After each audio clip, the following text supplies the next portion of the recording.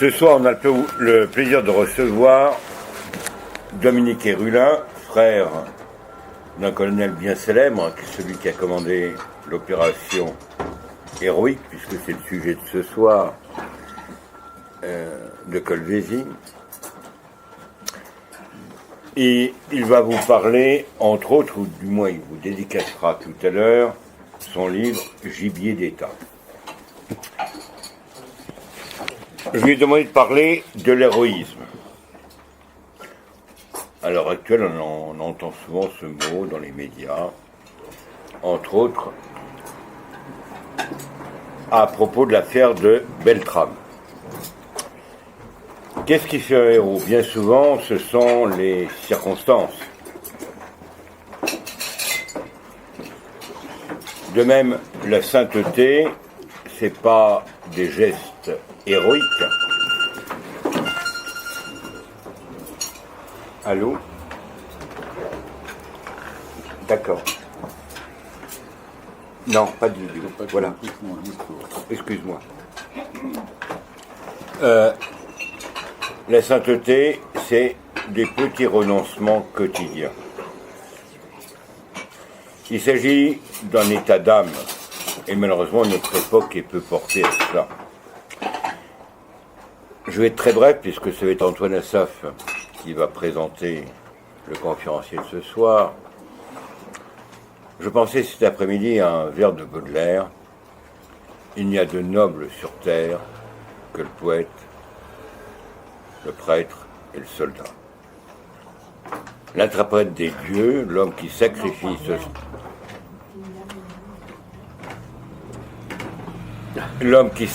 se sacrifie, tout le reste est fait pour le fouet. J'en ai dit assez, à vous, cher ami. Bon, pour vous présenter Dominique Hérulin, le nom, comme le frère Thierry le dit, assez, mais là, il s'agit du frère, du petit frère, qui a une vie, on ne peut pas dire du tout ordinaire. L'héroïsme en lui-même, qui va vous décrire, rappelle à peu près ce que les philosophes de l'époque médiévale, peut-être les plus profonds, que nous ayons eu les plus sacrifiés, puisque la plupart étaient des moines, comme Dan Scott, Thomas et les autres, disaient que finalement le héros, on ne peut le définir que par un mot. C'est l'homme qui est éternellement concentré. Il y a une forme de concentration qui crée l'héroïsme. Et c'est une qualité que j'ai toujours vue chez mon ami Dominique Hérulin. Il vous le prouvera par le détail de sa vie. Une autre qualité, c'est le héros, c'est le cœur absolu. Il n'est pas double, il n'est pas dupe, et il n'aime pas le mensonge. Pas plus que Picasso, qui a inventé, comme vous le savez, le mensonge vrai pour vendre ses tableaux aux Américains. Il n'y a pas de mensonge vrai chez le héros. Le cœur est absolu. Et puis le dernier, et c'est un cœur qui est aussi romantique, c'est que c'est une vie donnée en secret. Et même si on ne peut pas la prévoir, il sait garder le secret au sens militaire, il en connaît quelque chose, il a protégé beaucoup d'hommes importants qui ont presque prévu tous les malheurs de la France, qui aujourd'hui écrivent leur mémoire. Je le laisse révéler cette grande amitié qu'il a connue. Il a erré à travers le monde, pas pour fuir, mais pour sauver en lui ce qui était vrai. Et quand j'ai dit le monde, c'est le monde. Et il vous dévoilera ça comme son très beau livre le fait. Et il se trouve que pour beaucoup d'entre nous, beaucoup de ses amis, à un moment, à cause d'une œuvre de fiction qu'on croyait être une fiction, un film, on croyait que Dominique Hérulin était mort. Parce que le film qui racontait sa vie n'était autre que le film de Belmondo, qui est un des grands amis de Dominique Hérulin, qui s'appelle Le Professionnel. Or, à la fin du Professionnel, vous vous rappelez toujours, portant une belle veste en cuir, Belmondo avance vers un hélicoptère, et c'est là où le héros est arrosé, et il meurt.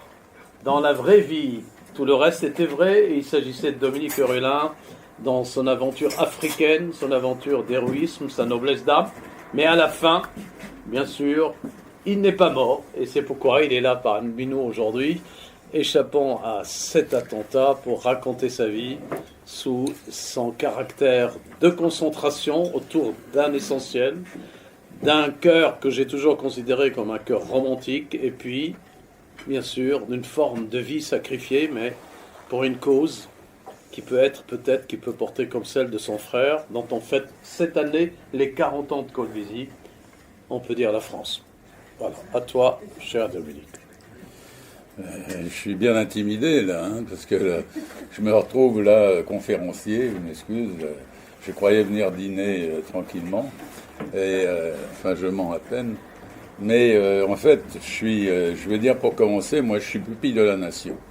Donc ça veut dire que mon père qui est mort en Indochine est un héros, donc puisqu'on parle des héros, les voilà. Moi je suis vivant, donc les survivants pour moi ne sont pas les héros. Les héros sont tous morts. Et on en parle, on embellit toujours toutes les choses d'ailleurs, pour les rendre... on en a besoin, on a besoin de raconter et de les faire un peu mieux, parce que comme on dit, le valet de chambre, il connaît parfaitement la personne qui sert, et tout le monde qui a fréquenté les grands connaît leur petitesse et même leur médiocrité par moment, même si on les honore de tous les... et que ce n'est pas le thème ça s'appelle la fidélité. On pardonne beaucoup.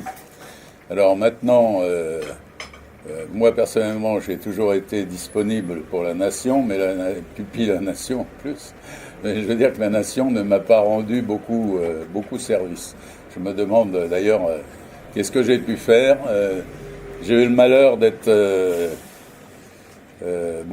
j'ai été parent en Algérie, bien sûr, comme beaucoup, donc ça, c'est un crime, hein, bien sûr. On était des gamins encore à cette époque, hein, mais on était pire que vous pouvez imaginer, des tortureurs, des machins. En fait, moi, ce que je me souviens, c'est d'avoir arpenté le bled et grimpé les pitons 30 kilos sur le dos pendant des années. Et pour récolter, moi je me rappelle être entré dans les paras, tous uniformément athlétiques et bronzés. On avait mis Paris Match, je me rappelle. Et puis après, on était devenus d'horribles SS, tout ce qu'on veut. Alors, la France vous rend hommage. Bon, il y a des gens qui ont la chance, ou qui sont triés, et qui on leur rend beaucoup de on leur rend grâce pour leur truc. Bon, je veux dire que mon frère, par exemple, qui était para aussi, lui avait été très blessé, ce qui lui a peut-être sauvé la vie aussi. Toujours est-il qu'à la fin de l'Algérie, il voulait sortir de l'armée. Et on lui a, contrairement à moi, où on était content que je quitte l'armée, lui, on a essayé il y a des généraux comme Goupil, tout ça, ils m'ont dit il faut que tu restes. Et il faut quand même qu'il y ait des gens bien quand l'armée va se reprendre. Puisque notre brave Zora, enfin De Gaulle, j'espère qu'il n'y a pas de gaullistes là qui vont être choqués parce que, bon, elle avait bien détruit, après le putsch raté, cette tentative militaire de généraux que j'aime bien, mais complètement raté, mal monté, bien sûr, ne voulant pas s'appuyer sur les pieds noirs en plus, faire un truc entre militaires. Et la moitié ont trahi leurs paroles, et le reste, on s'est retrouvé les troupes de réserve générale, hein, à peu près tout, quoi, ceux d'ailleurs qui crapahutaient. Hein, il y avait 500 000 mecs en Algérie, mais il y avait à peine 50 000 quoi, qui grimpaient les pitons. Alors les anciens combattants qu'on vous donne, il y en a beaucoup, ils n'ont jamais vu un Félaga, même empaillé. Alors de toute façon, c'est des trucs comme ça qui font que l'égalité... Bon, alors pour ce qui est de mon frère Philippe, qui était un officier, disons, bien meilleur être humain que moi, sûrement, il s'est retrouvé après Colbisi avec une campagne des communistes contre lui, soi-disant tortureur en Algérie, justement, toujours monté par des communistes d'ailleurs, Alleg et compagnie, qui étaient des gens du Parti communiste algérien, ceux qui étaient les Européens qui appuyaient les poseurs de bombes à Alger en 57. Alors, comme mon frère était mort, on s'est reporté sur moi, oui, là aussi. Donc c'est moi, mais moi en 57, j'étais étudiant à Paris encore. Je suis arrivé en 58 en Algérie, mais ça gêne pas, ça, c'est pas gênant. Donc on vous fait porter tout un tas d'exploits que vous n'avez pas fait. Je sais même pas comment je les aurais faits par moi-même. Enfin, je pense que j'ai déjà dit, il y a des gens horrifiés, qu'un type comme Alleg, si j'avais eu affaire à lui, sans doute qu'il n'aurait pas été là pour raconter l'affaire après. Hein, parce que, franchement, un type qui appuyait les poseurs de bombes dont on ne parle jamais, des blessés, de tous les gens qui ont perdu les jambes, les enfants, les jeunes filles, tous les bombes là sous le casino de la Corniche, là, où allaient danser des belles filles et tout le monde défiguré complètement. Tout ça, on n'en parle pas. Et on vient vous parler que forcément l'armée française était une bande de soudards horribles, tortureurs. Et ça, c'est le truc qui vous poursuit maintenant. Comme moi, j'ai été beaucoup en Afrique et après en Amérique du Sud, obligé, puisque à l'arrivée de Mitterrand au pouvoir, on m'a choisi, vous voyez, pour reconnaître que nous avions fait 3 ans de guerre d'Algérie. On avait peur de personne. On attendait. On pensait qu'il y allait y avoir un conflit tout de suite. Et on a fait la campagne Tixier-Vignancourt à l'époque pour faire libérer les prisonniers de l'Algérie française et essayer de créer un grand parti de la jeunesse. Parce que n'oublions pas que si on avait 18 ans pour tuer et se faire tuer, on n'avait pas le droit de vote. C'était 21 ans. Donc c'était encore une escroquerie pas mal, quoi. Hein. Enfin, je veux dire, bien que je veux dire que Giscard a perdu pour la même raison, puisque c'est à 18 ans, la génération de 18 ans sous Giscard étaient des jeunes pleins de romantisme, sans aucun contact avec la réalité des choses, pleins de générosité. Et à ce moment-là, on dit d'ailleurs que c'est plus parce qu'ils avaient parlé de mettre une vignette aux motos que pour autre chose que Mitterrand a gagné. Mitterrand a dit « moi je ne mets pas de vignette aux motos ». Et je me rappellerai toujours que vers la République, tu avais des motards en pagaille, on a gagné parce que vous n'allez pas payer de vignette. C'est Barre qui avait dit je mets la vignette. Donc c'était mis tous les motards de France à dos. Mais enfin c'est pour dire que la politique, pour moi c'était très bamboussaillé. Et nous autres, disons les paras qui avaient été mouillés un peu dans l'Algérie française, on était maudits, parce que les gaullistes contrôlaient tout, et on ne voulait pas supporter que l'on se réintègre. C'est-à-dire qu'on n'avait pas moyen de se réintégrer chaque fois qu'on trouvait une situation, on était viré. Moi, on m'a proposé à la GACAN, on m'a proposé à Dassault, on m'a proposé... Il faut dire qu'en principe, j'avais fait pas mal de choses dans la sécurité et je devais être apprécié. Moi, personnellement, je ne voyais pas que j'avais des qualités spéciales, mais quand quelqu'un me fonçait dessus, je lui fonçais dessus. Donc, généralement, les autres, ils se sauvent. Moi, je lui fonce dessus tout de suite et je commence à le dépouiller. Et pour l'anecdote, pour dire, vous voyez, les gens de Rhodésie étaient venus spécialement en France pour me recruter après la campagne Tixier. On n'est pas tombé tout à fait d'accord à la fin, parce qu'ils voulaient ils avaient tous les papiers pour me nationaliser d'ailleurs, mais ils me mettaient un très gros grade, mais seulement avec la paye du pays qui devait être $200 ou $300, un petit comme ça.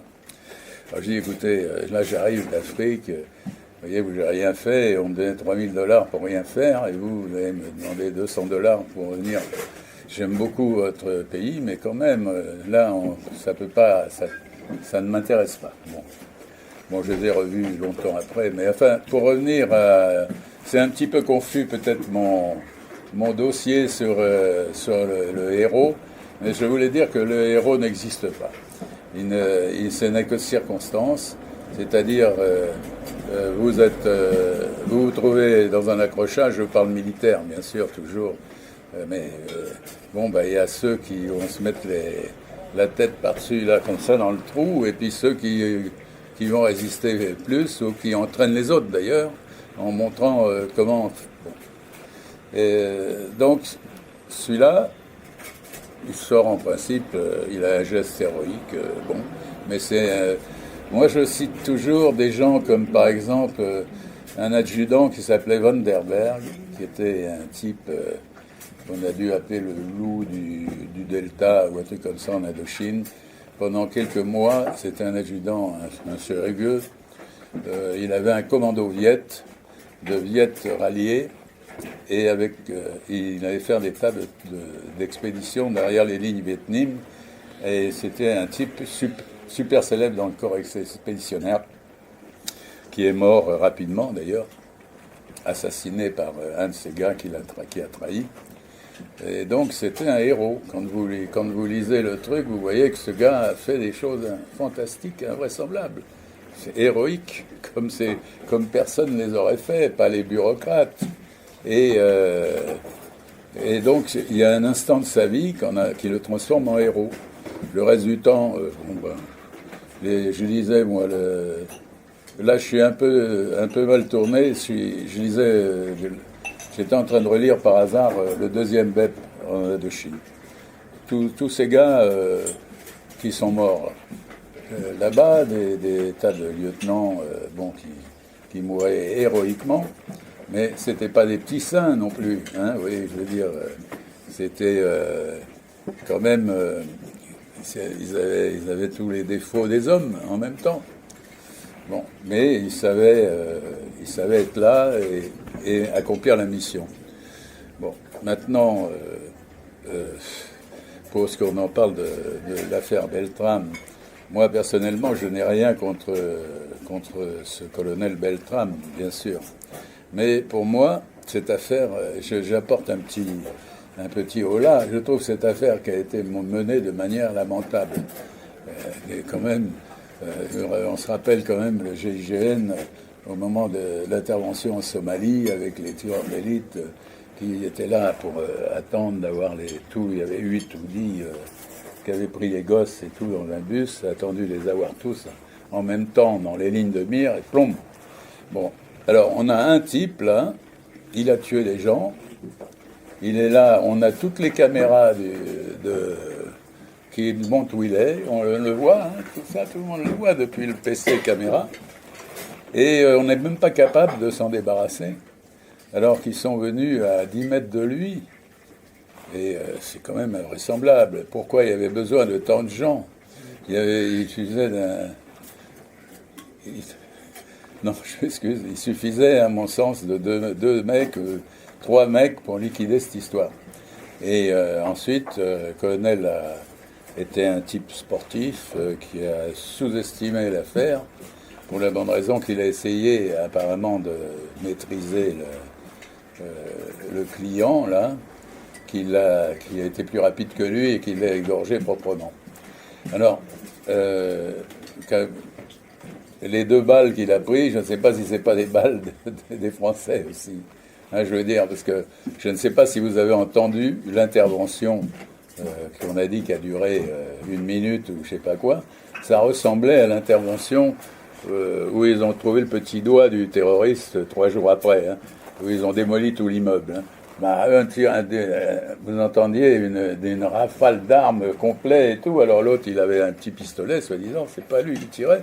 C'était donc l'intervention qui a été démesurée.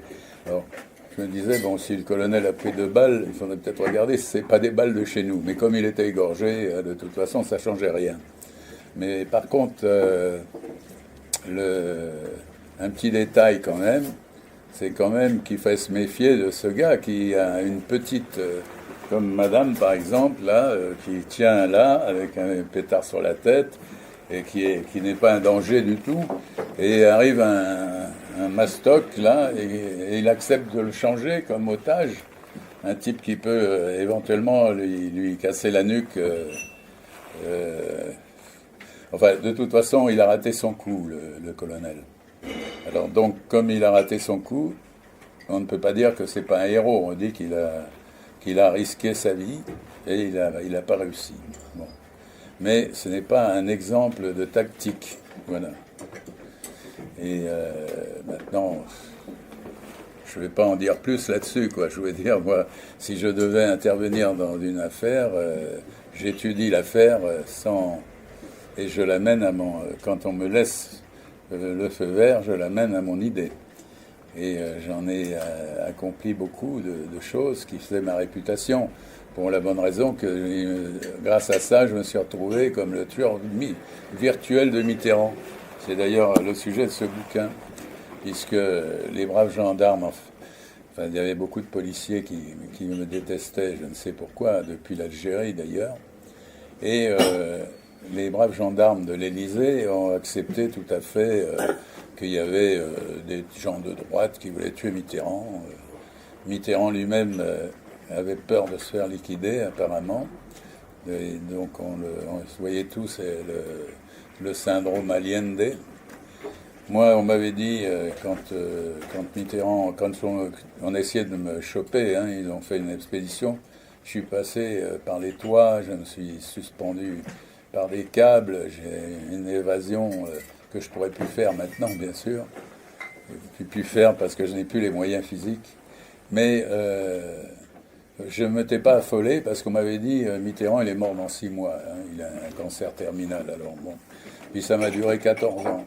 14 ans où j'ai été poursuivi partout dans le monde, où chaque fois que je m'étais rétabli quelque part, il y avait une expédition montée contre moi.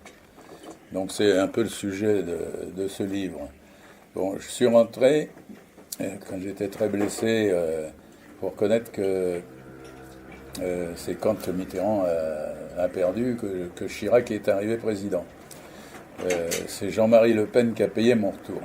J'étais très blessé, intransportable. Il a fallu attendre quelques mois pour que j'arrive. Je suis arrivé, il devait y avoir un comité d'accueil, bien sûr, mais comme les mois avaient passé, il n'y a rien eu, c'est tombé comme d'habitude. On oublie vite chez nous. Donc je suis arrivé avec un avion qui arrivait en avance, dans une grève générale, avec un froid polaire. Et au lieu de l'ambulance au pied de l'avion pour me mener au Val-de-Grâce, c'était les flics qui ont pris d'assaut l'avion. Bon. Bon, alors évidemment, j'étais suffisamment blessé pour pas vraiment voir, comment dire, souffrir directement de tout ça. J'avais bien d'autres douleurs. Mais j'étais en me battant parce que apparemment, je suis tombé sur des espèces de fous là qui voulaient pas se rendre compte que j'étais blessé gravement. J'ai réussi à me faire hospitaliser à l'hôpital de Fresnes. Et où je suis resté quelques semaines pendant la grève, le temps que Mitterrand claque.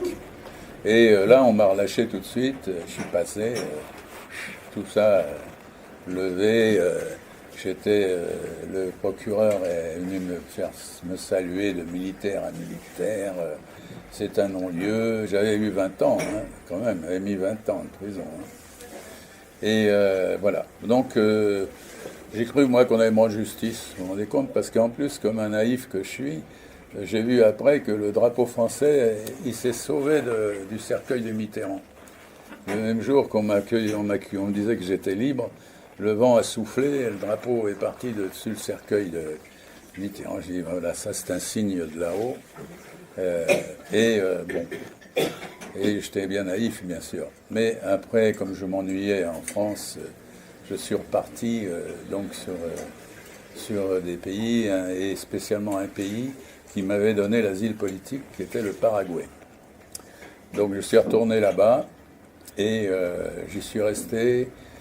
J'aurais rendu beaucoup de services. Je suis devenu colonel dans leur armée et j'étais l'instructeur de leurs forces spéciales qui n'avaient pas, et surtout instructeur de tous leurs parachutistes qui n'avaient pas non plus. Pour dire, j'ai eu 8500 sauts en parachute, j'ai risqué ma vie dans des tas de coups fourrés avec d'ailleurs les bérets verts américains qui faisaient les manœuvres avec nous. Et puis, c'est marrant, mais dans le bouquin, là, dans le truc, là, j'ai juste la décoration qu'on m'a remis, la médaille d'honneur, qui est juste là dans le truc de la valise. J'ai vu ça quand je mettais des livres. Et Et un type m'a dit, quand on m'a bien décoré, tu sais, ça faisait un peu enterrement. Hein, parce que d'un seul coup, je suis devenu je ne sais quoi. Il a fallu que je me taille du Paraguay. Hein. Là, j'étais recherché par le FLN qui est venu là-bas, Zora Drif, avec les avocats français, les poseuses de bombes, hein, je me tente, qui disaient que tous les parallèles l'avaient violée. Moi, j'avais répondu qu'elle était tellement laide qu'il n'y avait sûrement aucun para qui l'aurait violée. Mais de toute façon, c'est parti que il y avait une dizaine de types qui avaient fait l'Algérie au Paraguay, ils sont tous morts. Il ne restait que moi, quand ils sont venus inspecter pour chercher les horribles Français qui étaient venus instruire les polices parallèles pour les tortures. Parce que maintenant, c'est ça l'histoire. Les Français, depuis l'Algérie, sont partis en Amérique du Sud former les tortureurs de toutes ces républiques-là. Et ensuite, c'était l'Afrique aussi. Donc le Soudan français a la méthode française. Il y a tout un tas d'écrivains gauchistes qui nous réécrivent l'histoire tout le temps avec disons, comme point de départ, le rebelle, l'ennemi de la France était le type bien et le Français qui défendait la France est le type mauvais. Et on avait évidemment, on n'est que des colonialistes, on n'est que des trucs. Est-ce que il y avait la question piège, vous allez dire que la colonisation a fait du bien? Alors je disais, attendez, moi je vous pose la question autrement. Est-ce que la colonisation a fait du mal? Alors je dis, moi, si vous me livrez un pays clé en main, avec tout, c'est pas parce que les petits tarés là qui fument plus de marijuana qu'autre chose. Je pense que l'Algérie, elle existait avec ses ponts, ses maisons, ses trucs, que tout était fait et qu'on les avait. J'ai vu que Stora, encore un grand spécialiste de l'Algérie, qui n'a jamais été en Algérie, il a été jusqu'à 8 ans. À 8 ans, toute la famille a foutu le camp. Alors, lui, c'est devenu un grand spécialiste de tout. On peut pas parler d'Algérie sans passer par lui. Et il nous dit que les Français ont viré tous les Arabes dans le bled pour prendre leur place, en fait. Vous voyez, sous-entendu, quoi. Alors, je trouvais ça absolument extraordinaire d'entendre des âneries pareilles de la part des personnalités. Alors, que dire? Je sais que je suis un peu embrouillé dans mon dossier. J'espère que vous me suivez quand même. La chose est là. Moi, personnellement, je ne prétends pas être un héros du tout. J'ai fait toujours les choses parce que je voulais les faire. Et ça m'intéressait. Je pense que je serais senti déshonoré complètement d'être réformé, par exemple. Je voulais toujours servir le pays. Mon grand-père était tué à Verdun, mon père a été tué en Indo, mon frère est mort dans des circonstances que nous n'aborderons pas aujourd'hui. Et on était toujours des gens qui ont servi le pays, autant qu'on pouvait. Alors, est-ce que c'est l'héroïsme, ça? Non, c'est juste être français, bien. On sait qu'on a des devoirs vers son pays, on n'a pas que des droits.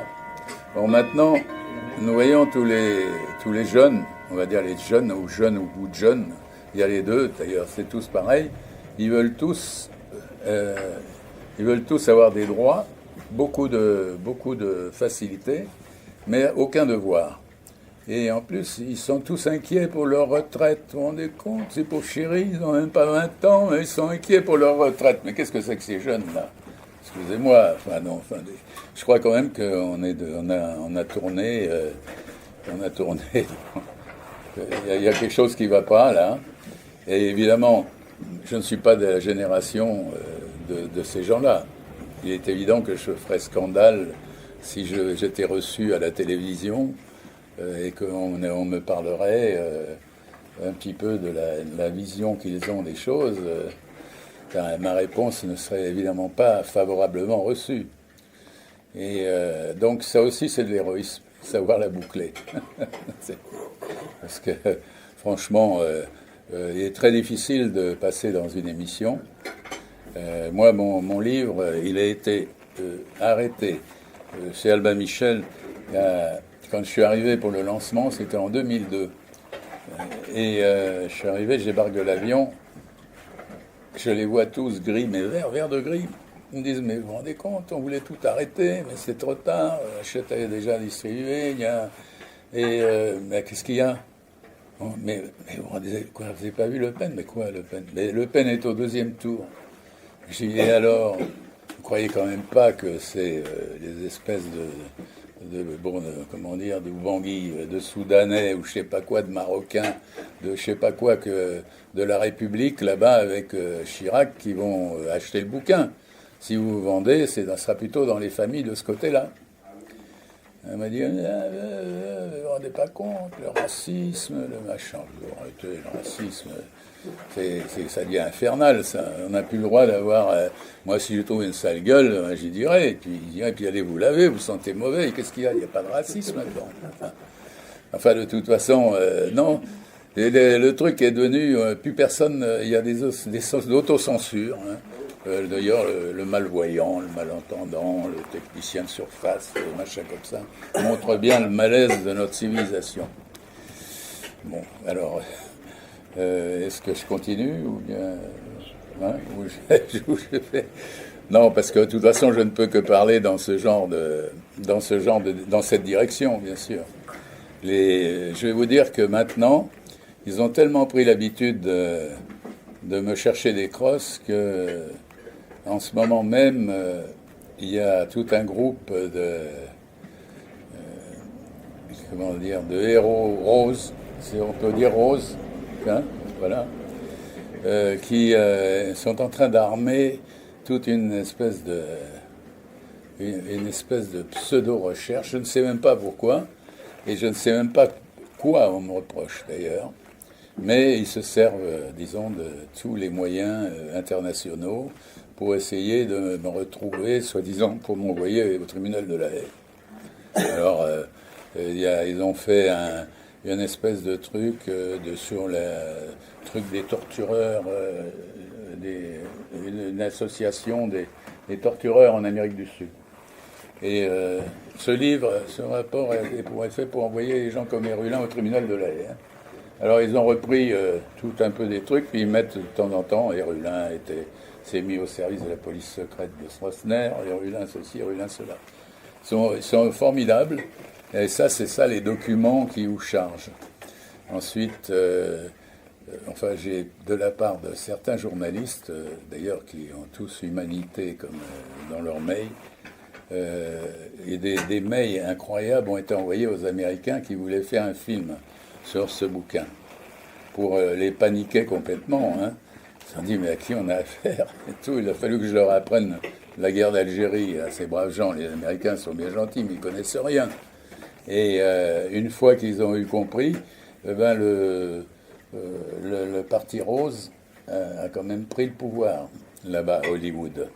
On se dit vraiment, vous avez vu d'ailleurs, maintenant ils ne savent plus très bien, avec l'histoire Weinstein, machin, et tout ce qu'on veut, ils ont lancé des trucs pour ruiner certaines personnes, mais ça leur a échappé, je crois, un peu le truc. Et ça devient infernal de ne plus pouvoir vivre dans sa vie tranquille. Moi, j'ai atteint, je vais vous le dire, j'ai quand même plus de 80 ans, donc j'aurais aimé quand même être un peu tranquille, hein, honnêtement. J'avais fait un vœu, j'avais demandé il y a longtemps la prière du para, je sais pas, de Zirneld. Et puis après, humblement, j'ai quand même demandé à Dieu s'il ne pouvait pas lever un peu la pédale quand même, que je voulais bien aussi connaître un petit peu la paix. Et on n'arrive pas à me la donner, finalement, cette paix. Donc c'est pour ça que je ne veux pas spécialement être... qui est de la filmation et trucs, parce que je sais qu'il y a quelques pays où ils sont en train d'arpenter, de faire des trous partout pour savoir où je suis. C'est invraisemblable. Il y a quelques questions, en fait, peut-être. Ça pourrait me relancer, là, tout ça. Peut-être avant de lancer le débat, Il y a une partie que Dominique peut raconter, mais parce que vous avez bien compris sa sensibilité, sa modestie, c'est que Dominique, tu peux nous dire combien de fois tu as été champion du monde et en quel sport? Ah oui, bon, ben Parce oui. que c'est le héros, mais il y a le champion olympique aussi. Ouais, mais non, mais là, bon, d'abord, je faisais de la boxe au départ, en mi-lourd, où j'étais très bon, parce que j'aimais pas prendre des coups. Alors, j'étais assez rapide pour pas prendre des coups. Donc, mais je l'avais fait la boxe pour être garde du corps, pour pouvoir avoir parce que allonger le gauche, ça fait que vous savez exactement votre distance. Et donc, non, c'est pas ça. Ça veut dire que le genre, il fait le guignol, là, et tout, vous pouvez rester très calme. Et puis s'il rentre dans la truc, ping, vous allez voir, il va aller sur le cul tranquille, ou bien vous. De toute façon, c'était juste pour ça, parce que je suis de naturel timide. Et après, bon, ben, bien sûr, j'étais dans les paras. J'avais pas. Pour moi, c'était surtout parce que j'avais lu Bataillon du ciel, machin chouette, les parents en indo, tous les trucs.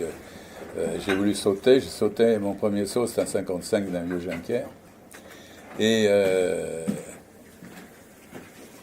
comment dire, après, je suis aux États-Unis, où j'étais parti avec un contrat comme cascadeur. Je suis rentré comme cascadeur dans la Grande Vadrouille, figurez-vous. Et sortant de la Grande Vadrouille, on m'a proposé un contrat aux États-Unis, et je suis parti aux États-Unis 3 ans. Et là-bas, c'était les grandes vacances, parce que je touchais une paye invraisemblable chaque semaine par rapport à la France.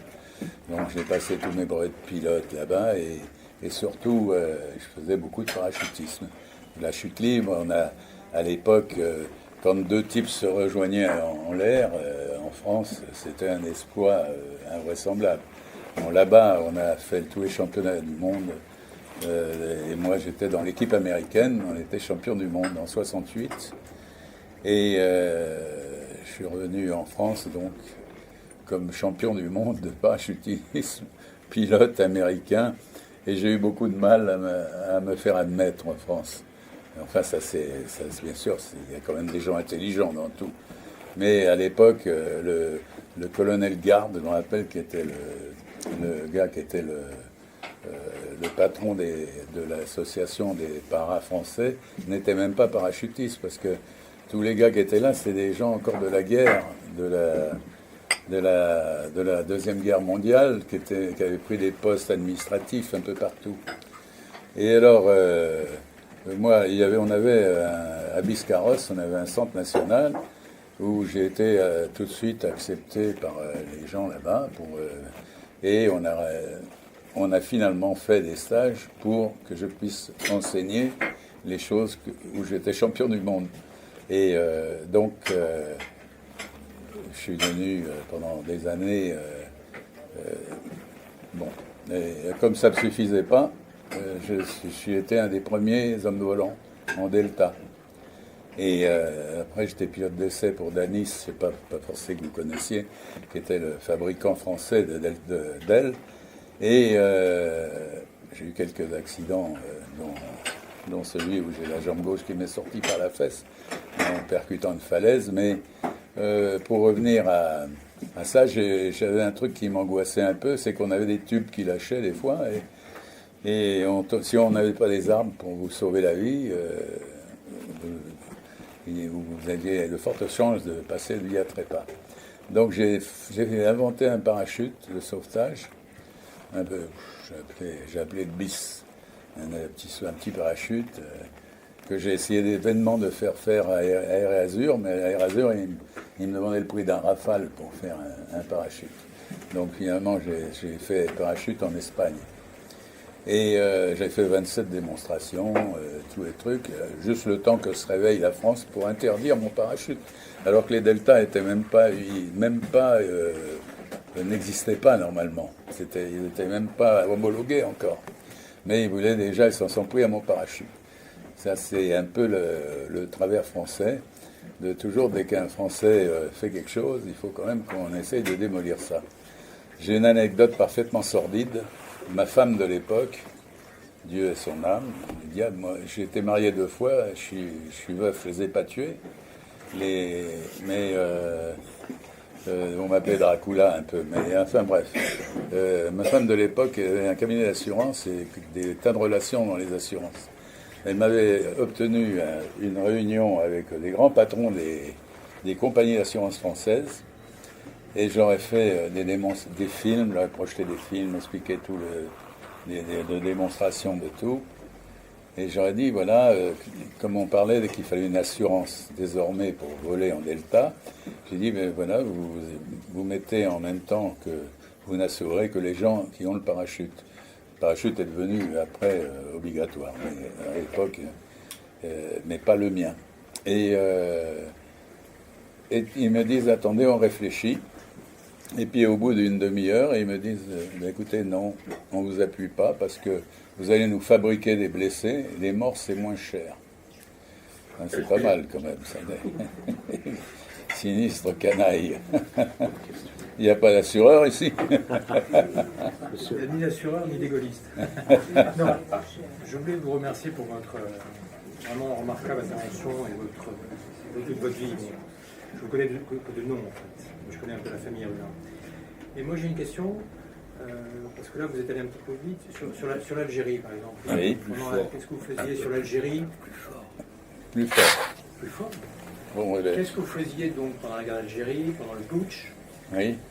Et pourquoi, si vous voulez, par la suite, vous avez été tellement persécuté, parce que je crois que c'est le mot, par les sbires, par les barbouzes de Mitterrand. Vous avez dit parce qu'ils souhaitaient vous tuer, mais je pense qu'il y avait beaucoup de gens comme vous qui avaient participé à la guerre d'Algérie, qui avaient participé au putsch, qui étaient dans les paras, qui étaient peut-être un peu plus loin, je pense à l'Ouest. Oui. Et donc je pense qu'il y avait beaucoup de gens dans ce milieu-là qui voulaient, je pense, peut-être attenter à la vie de Mitterrand, après avoir attenté à la vie de Gaulle. Alors pourquoi vous? C'est ça un peu ma question. Qu'est-ce que vous avez fait de particulier? Si vous pouvez le dire ici, c'est peut-être un peu particulier, mais c'est ça que je voudrais comprendre et saisir. Si je pouvais répondre. Moi, en Algérie, au moment du putsch, nous, on était à Tellerma. On a pris la base de Tellerma. On a raté le général d'un poil, il nous a décollé sous le nez. On est resté 3 jours dans la base. Vous étiez dans quel régiment, juste pour savoir? Au 6e RPIMA. Et le soir du 3e jour, tous les bruits couraient qu'on allait sauter sur Paris, que ci, que ça. Et on a réuni tous les gradés du régiment. Et le colonel a dit, on se rend. Alors là, moi, je me suis avancé, parce qu'il y a quelqu'un qui a quelque chose à dire, personne ne disait rien. Et moi qui étais le mini-gradé, je sais déjà qu'on m'avait viré à cause de la sécurité militaire de différents trucs. Je pense que la sécurité militaire, avant l'heure, avait jugé que je serais un rebelle quelque part. Et le colonel dit... j'ai eu des garanties, on ne nous embêtera pas. Moyennant quoi, on retournait dans notre base opérationnelle arrière à Djeli, et le lendemain, arrive un convoi de gendarmerie pour arrêter le colonel. Évidemment, il fallait qu'il passe au milieu des compagnies, ils ont commencé à recevoir des cailloux, ils ont fait demi-tour vite fait avant qu'on les lâche, et ils sont venus le chercher en hélicoptère finalement. Il était arrêté immédiatement. Mesmer, ministre de la guerre, est arrivé. Il paraît qu'il avait été bien dans le temps de sa jeunesse. Ça c'est bien, j'en cherche une. Et il nous a dit, vous méritez 12 balles dans la peau. Et moi je ne l'ai pas oublié ça, parce qu'après, ils ont eu un peu des difficultés. Ils voulaient absolument qu'on se range un peu avec eux en France. J'ai pas oublié ça. Et moi, j'étais tellement écœuré par l'affaire que j'ai fait le tour des compagnies quand même. Et le régiment ayant refusé de partir en opération, on m'a accusé d'avoir monté le régiment, quoi. Voilà. Bon, donc peut-être que ça vient de là. J'en sais rien. Toujours est-il qu'il n'y a rien de normal qui se passe avec moi. On dit toujours que c'est impossible. Bon, c'est impossible dans les deux sens. Et donc, quand je suis rentré en France, de toute façon, j'ai été chasseur de trésors, j'ai été plein de choses. Ma vie, elle n'a jamais été très stable. Mais j'ai toujours été à disposition. on m'a fait rater quelques contrats pour les services français qui me proposaient de m'installer comme résident en Namibie et des choses comme ça. Puis c'est des choses qu'après ils annulent, mais vous, ils vous laissent sur le côté. Hein. On m'avait proposé d'accompagner un commissaire de la DST au Niger, où il devait former toutes les polices et tous les trucs. Et comme c'était délicat, il avait demandé qu'il voulait être avec moi. Et au lieu de me dire qu'on m'incorporait, disons, dans la DST ou dans le truc, ils m'ont dit, voilà, vous pouvez faire tout ce que vous voulez comme trafic.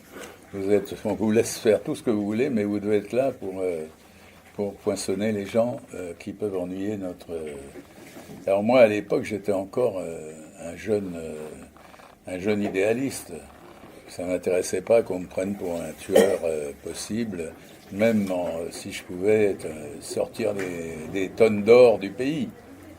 Donc j'ai dit non, moi ce que je veux, c'est que vous me donniez $2000 par mois et je vais l'accompagner. Alors, scandale, c'est un homme d'argent, ce garçon.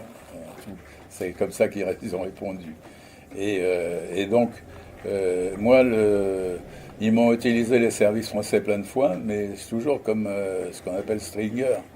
C'est-à-dire, vous prenez le dossier que personne n'aboutit, et après tout le monde se congratule, et vous, on vous oublie aussi sec d'ailleurs, vous voyez ce que je veux dire.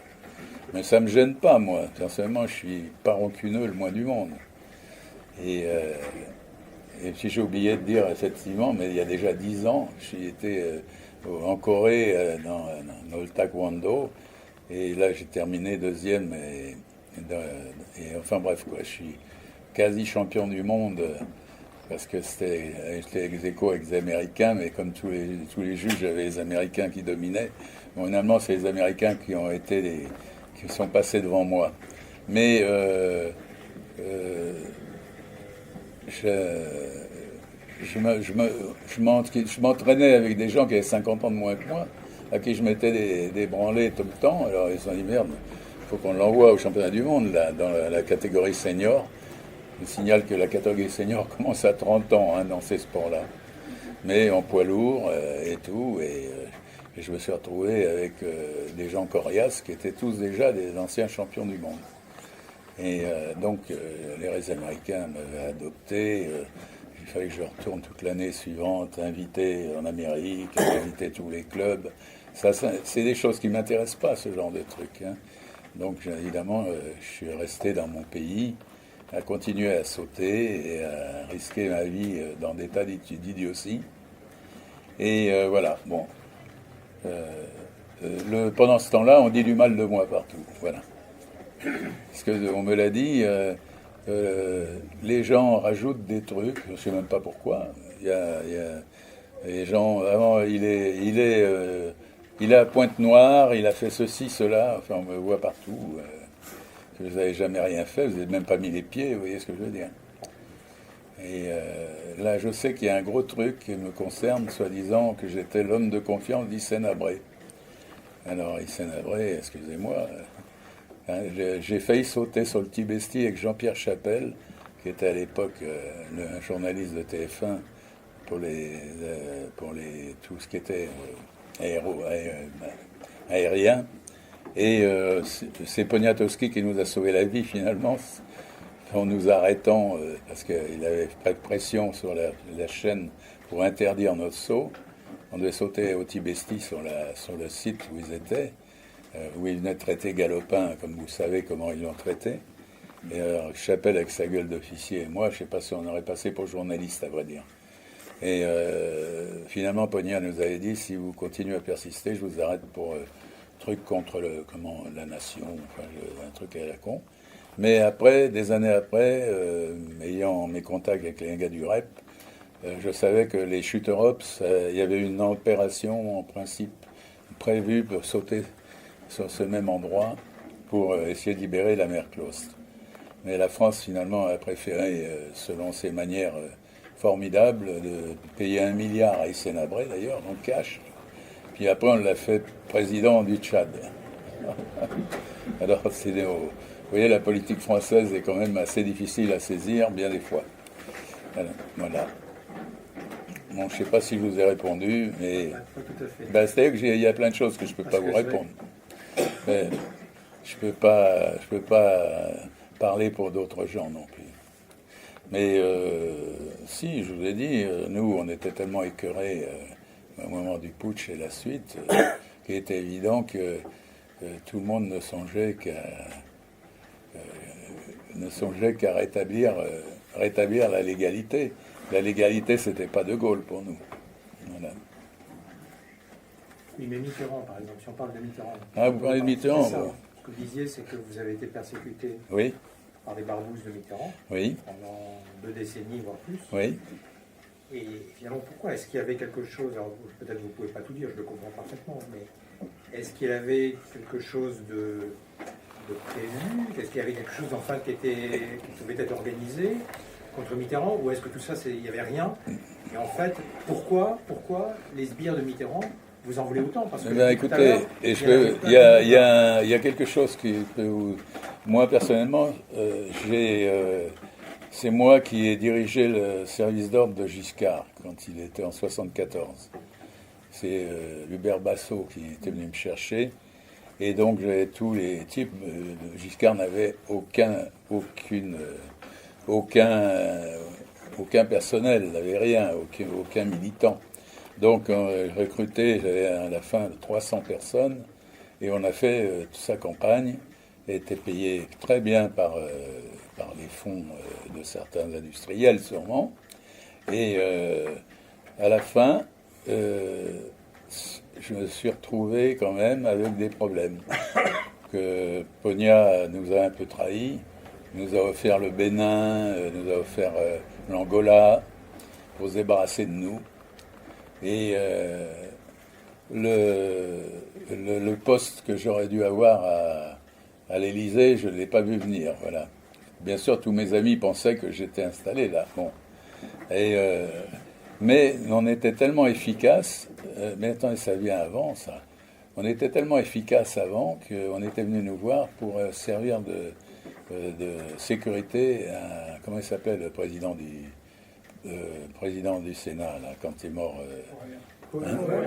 Poher. Donc le président Poher, vous l'avez connu, les délices de l'Élysée pendant toute sa campagne. On a couru la France partout. Et Poher était un type gentil mais parfaitement insignifiant. C'est incroyable. Et quand il a commencé à parler, il était favori, en plus, à un moment. Et je me rappelle à Bordeaux, l'ami le Bordelais, comment il s'appelait, Chaban, avait monté, qui était candidat, plus ou moins, aussi, contre le président en exercice, enfin, que la campagne nous avait monté une opération avec la police, voulant nous coincer, nous, la sécurité présidentielle, soi-disant qu'on était armés, etc.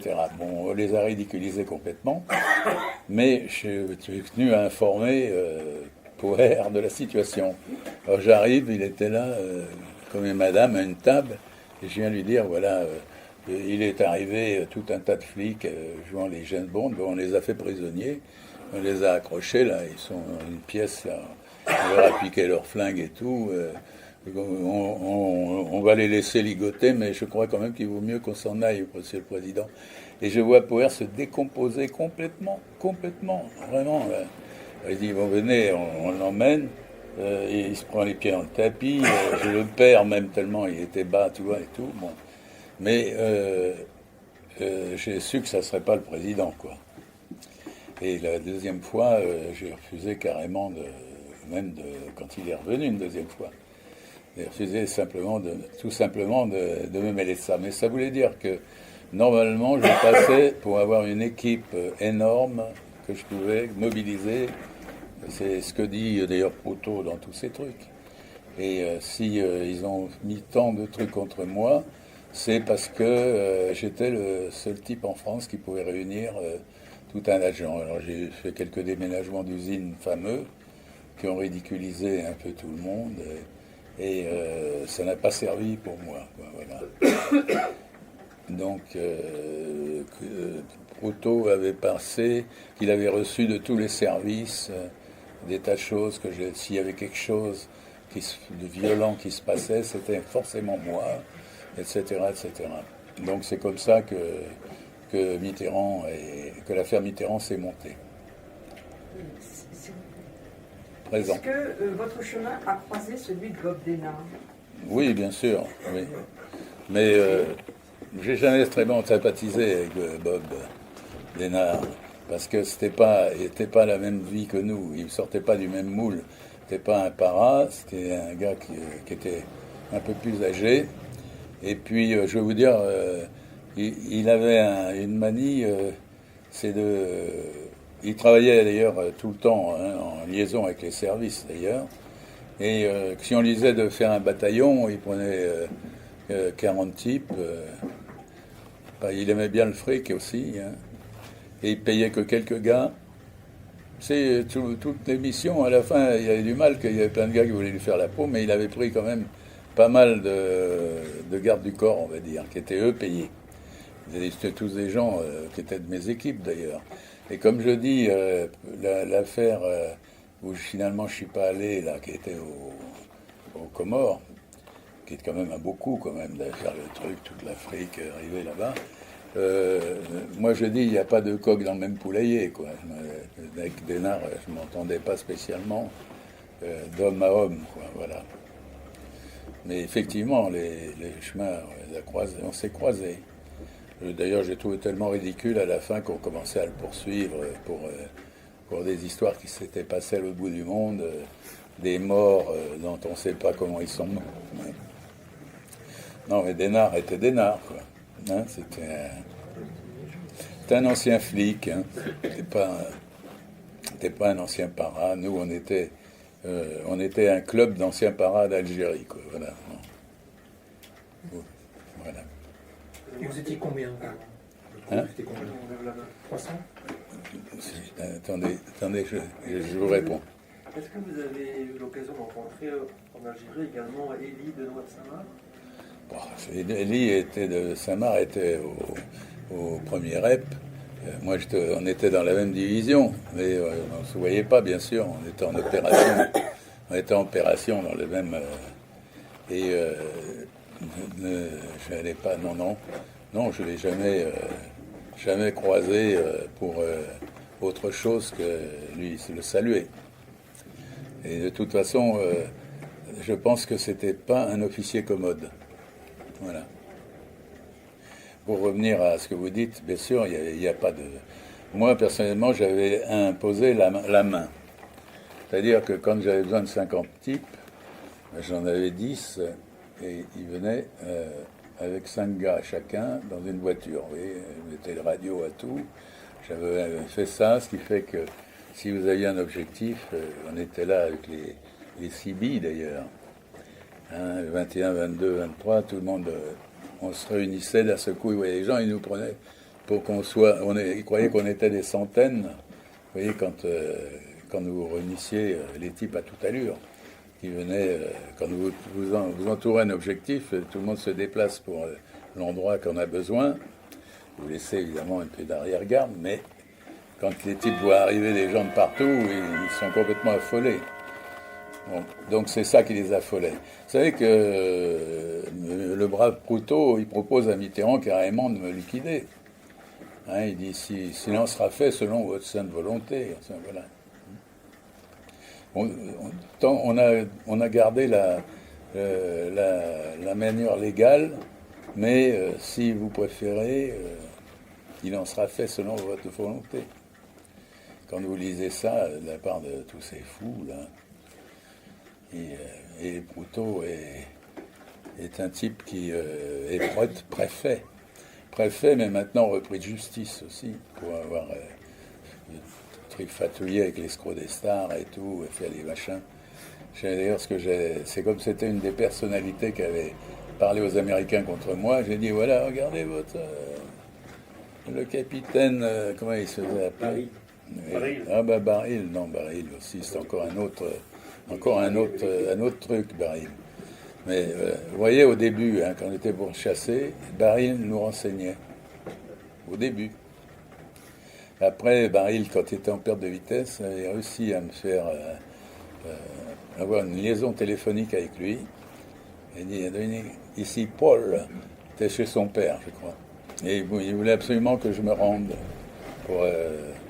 J'ai des juges qui peuvent tout. Il m'avait dit, à l'Élysée, ils sont complètement fous, ils te voient partout. Ils disent comment ce mec peut vivre, comment ceci, cela. Non, ils étaient sérieusement intoxiqués du chapiteau. Excuse-moi, je reviens avec l'Indochine. Oui. J'ai dû connaître sur un colonel, le colonel Satie. Colonel Satie. Ça me dit quelque chose, mais je ne vois pas là. Colonel Satie. Oui. Il a été commencé aux commandes, je crois, la garnison de parachutistes de Pau, je crois. Ça vous dit rien, ça? Et ça me dit quelque chose parce qu'on en a parlé il n'y a pas longtemps aussi. C'est lui qui avait maintenant avec l'Indochine qui disait que finalement, pour contrer un peu le Viet Cong, il avait un peu créé ce qu'on appelait les SAS. C'est-à-dire créer des commandos, des petites unités pour mettons les contrer. Oui. De faire des grosses offensives. Oui, Si enfin, vous me c'est. permettez, un complément à cela, le colonel Sassy, c'est celui qui a organisé une colonne en partant du Laos Oui. et qui a essayé, qui est allé sur Dien Bien Phu pour essayer, comme aujourd'hui c'est le 7 mai, ça fait plus le 7 mai, qui est allé sur Dien Bien Phu pour essayer de sauver. Ils sont arrivés trop tard. Oui.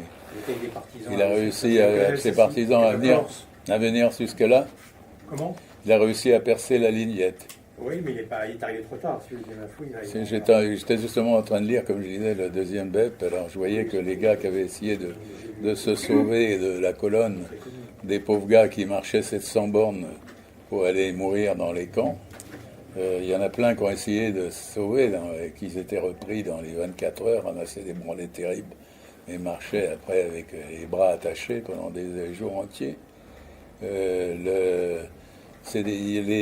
Disons qu'on disait que les Thaïs étaient favorables à la France, mais ils avaient viré de bord. Parce que même au moment de Dien Bien Phu, les bataillons Thaïs ont déserté beaucoup. Mais ils n'étaient en principe pas passés côté Viet. Mais les gens qui se sont évadés, qui ont été, pour essayer de s'appuyer sur eux, ont été repris et livrés aux Viet immédiatement. Et en même temps, ils en parlent sur Internet en disant que l'Indochine, c'était une vaste fumisterie, où en fait, c'est une guerre qui était perdue, et les Américains, en fait, cachaient complètement leur peuple. Enfin, il y a eu plein de choses cachées par rapport à ça, de non-dits, alors qu'on savait que la guerre était perdue. La guerre était perdue, et elle est perdue sans être perdue. Si vous détruisez le camp de bataille de l'ennemi, elle est sauvée, la guerre. Faut recommencer à former l'état de gens. C'est l'appui des Chinois, surtout, qui ont sauvé les Viettes. Le matériel qui a été donné était considérable. Notre commandement, il y a eu une bonne période avec de l'âtre, et le reste, il y avait quand même pas mal de badernes. Et les groupes mobiles ont été une très bonne opération. Mon père commandait le GM4 d'ailleurs, et c'était donc des unités avec leur artillerie propre et tout, qui disons que c'était quand même de quoi faire des... Je sais que quand il y a eu l'offensive là, que de l'âtre a brisé, le GM4 était de réserve sur Vignem, et c'est eux les Viets n'ont pas attaqué là où on les attendait, ils ont attaqué là où était le GM4. Et mon père continuait à donner ses ordres alors que ses officiers d'état-major tiraient les Viets à quelques mètres. Et donc c'était devenu Mont et Rulin, de Latte et tout. D'ailleurs il s'est déplacé en France quand mon père était tué pour voir ma mère, mais il est mort juste après. Hein. De toute façon, il avait eu un sale coup aussi, que son fils s'était fait tuer juste avant. Mais de toute façon, pour nous, le truc est que les Américains nous ont laissé tomber à Dien Bien Phu. Et ben voilà, parce qu'en fait, il y a plein de choses que j'avais dit Oui, par rapport à non, cette guerre. ça c'est vrai. Ils avaient qu'à nous appuyer sur le plan aviation et tout. C'était très mal monté cette opération, évidemment. quand on sait que les pistes étaient recouvertes quand même d'avions, on ne pouvait pas les voir. Hein. Il y avait sous les arbres à grande arme, les fourmis rouges marchaient avec un vélo avec dessus les canons, les bordels et tout. C'est invraisemblable ce qu'ils ont amené là. Et en fait, leur artillerie était dans des grottes. Et donc, ils sortaient le canon pour tirer, le rentrait. Et nous, on tirait, tant qu'on a tiré, on tirait sur rien du tout, quoi, puisqu'il n'y avait rien à tuer, il n'y avait pas de contre-batterie. Et par contre, eux, à la fin, ils avaient contrôlé tout ce qui dominait la cuvette, et ils tiraient à tir direct, avec des canons sans recul sur tout le monde. C'était une tuerie, quoi. Mon grand-père a fait c'est marrant, il était colonel aussi, il ne nous a jamais parlé d'Indochine. En fait, j'ai tout vu sur Internet avec la poudre jaune là, qu'ils ont balancée sur les gens. Ça fait des monstres après, là. Les balles, comment ça s'appelle cette poudre? Oui, voilà, c'est monstrueux, là. Les gens, après, ça fait des enfants déformés, tout. C'est une horreur. L'Indochine, c'est un truc... c'est une défaite, en fait. C'est une défaite parce qu'on voulait qu'elle soit défaite. La France n'en voulait plus. Et on a filé à Mendes. J'aime pas dire France pour Mendes France. Mendes pour liquider l'histoire. Et il était tout content d'avoir liquidé à toute allure. Comme on a liquidé l'Algérie, pareil, les accords d'Évian n'ont jamais été signés. C'est pareil, mon père a vu la guerre d'Algérie, ils n'en parlent pas. Pourquoi ils ne sont pas fiers de ce qui s'est passé là-bas? Et n'oubliez pas que la France, on passait pour des colonialismes partout. Quand on y réfléchit, les Américains sont nos ennemis avec notre empire français depuis la Deuxième Guerre mondiale. Ils ne voulaient pas qu'on récupère tous nos pays d'Afrique, tous nos trucs et tout. Et ils ont trouvé un excellent visionnaire pour rayer tout ça rapidement. C'était le général de Gaulle. La grosse baderne avec un gros bide et un petit képi. Qui est Le pseudo-général. Et en plus, à titre temporaire. Jamais été général. Ouais. Et les Français adorent le général de Gaulle alors qu'il nous a laissé tomber, enfin il nous a plus ou moins vendu aux Américains, c'est ça? De Gaulle, il s'est vendu à tout le monde, sauf il ne pensait qu'à lui, De Gaulle. Il ne pensait qu'à sa statue. Et il avait raison, puisque finalement, pour le moment, on ne parle pas de lui en baissant la voix comme quand on parle des criminels. Et pour le moment, c'est encore quelqu'un qu'on cite comme un type. Pour moi, c'est le plus grand criminel de... Absolument. Mais on a remarqué que les anglo-saxons sont pas mal non plus dans le genre criminel.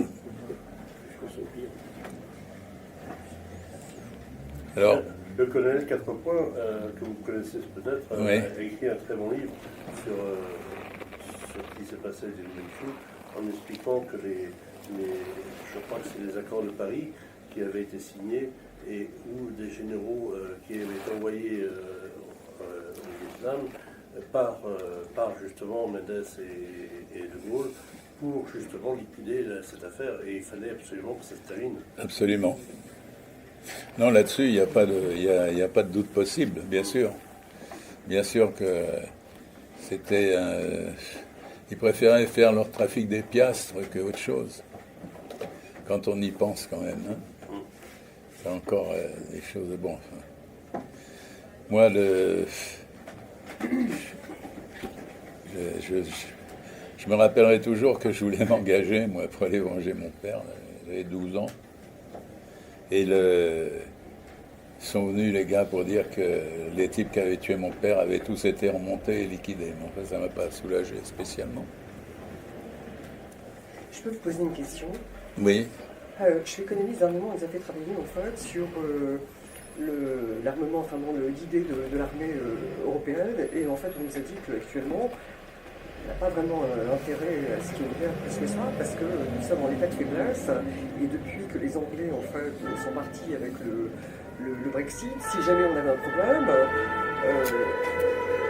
on est vraiment très affaibli. Donc quand il y a eu l'histoire, apparemment j'ai compris que c'était un truc arrangé quand ils ont tiré sur la Syrie avec Poutine, parce qu'on a calculé que si jamais on se mettait la Russie à dos, les Russes peuvent en 24 heures investir la France avec les chars.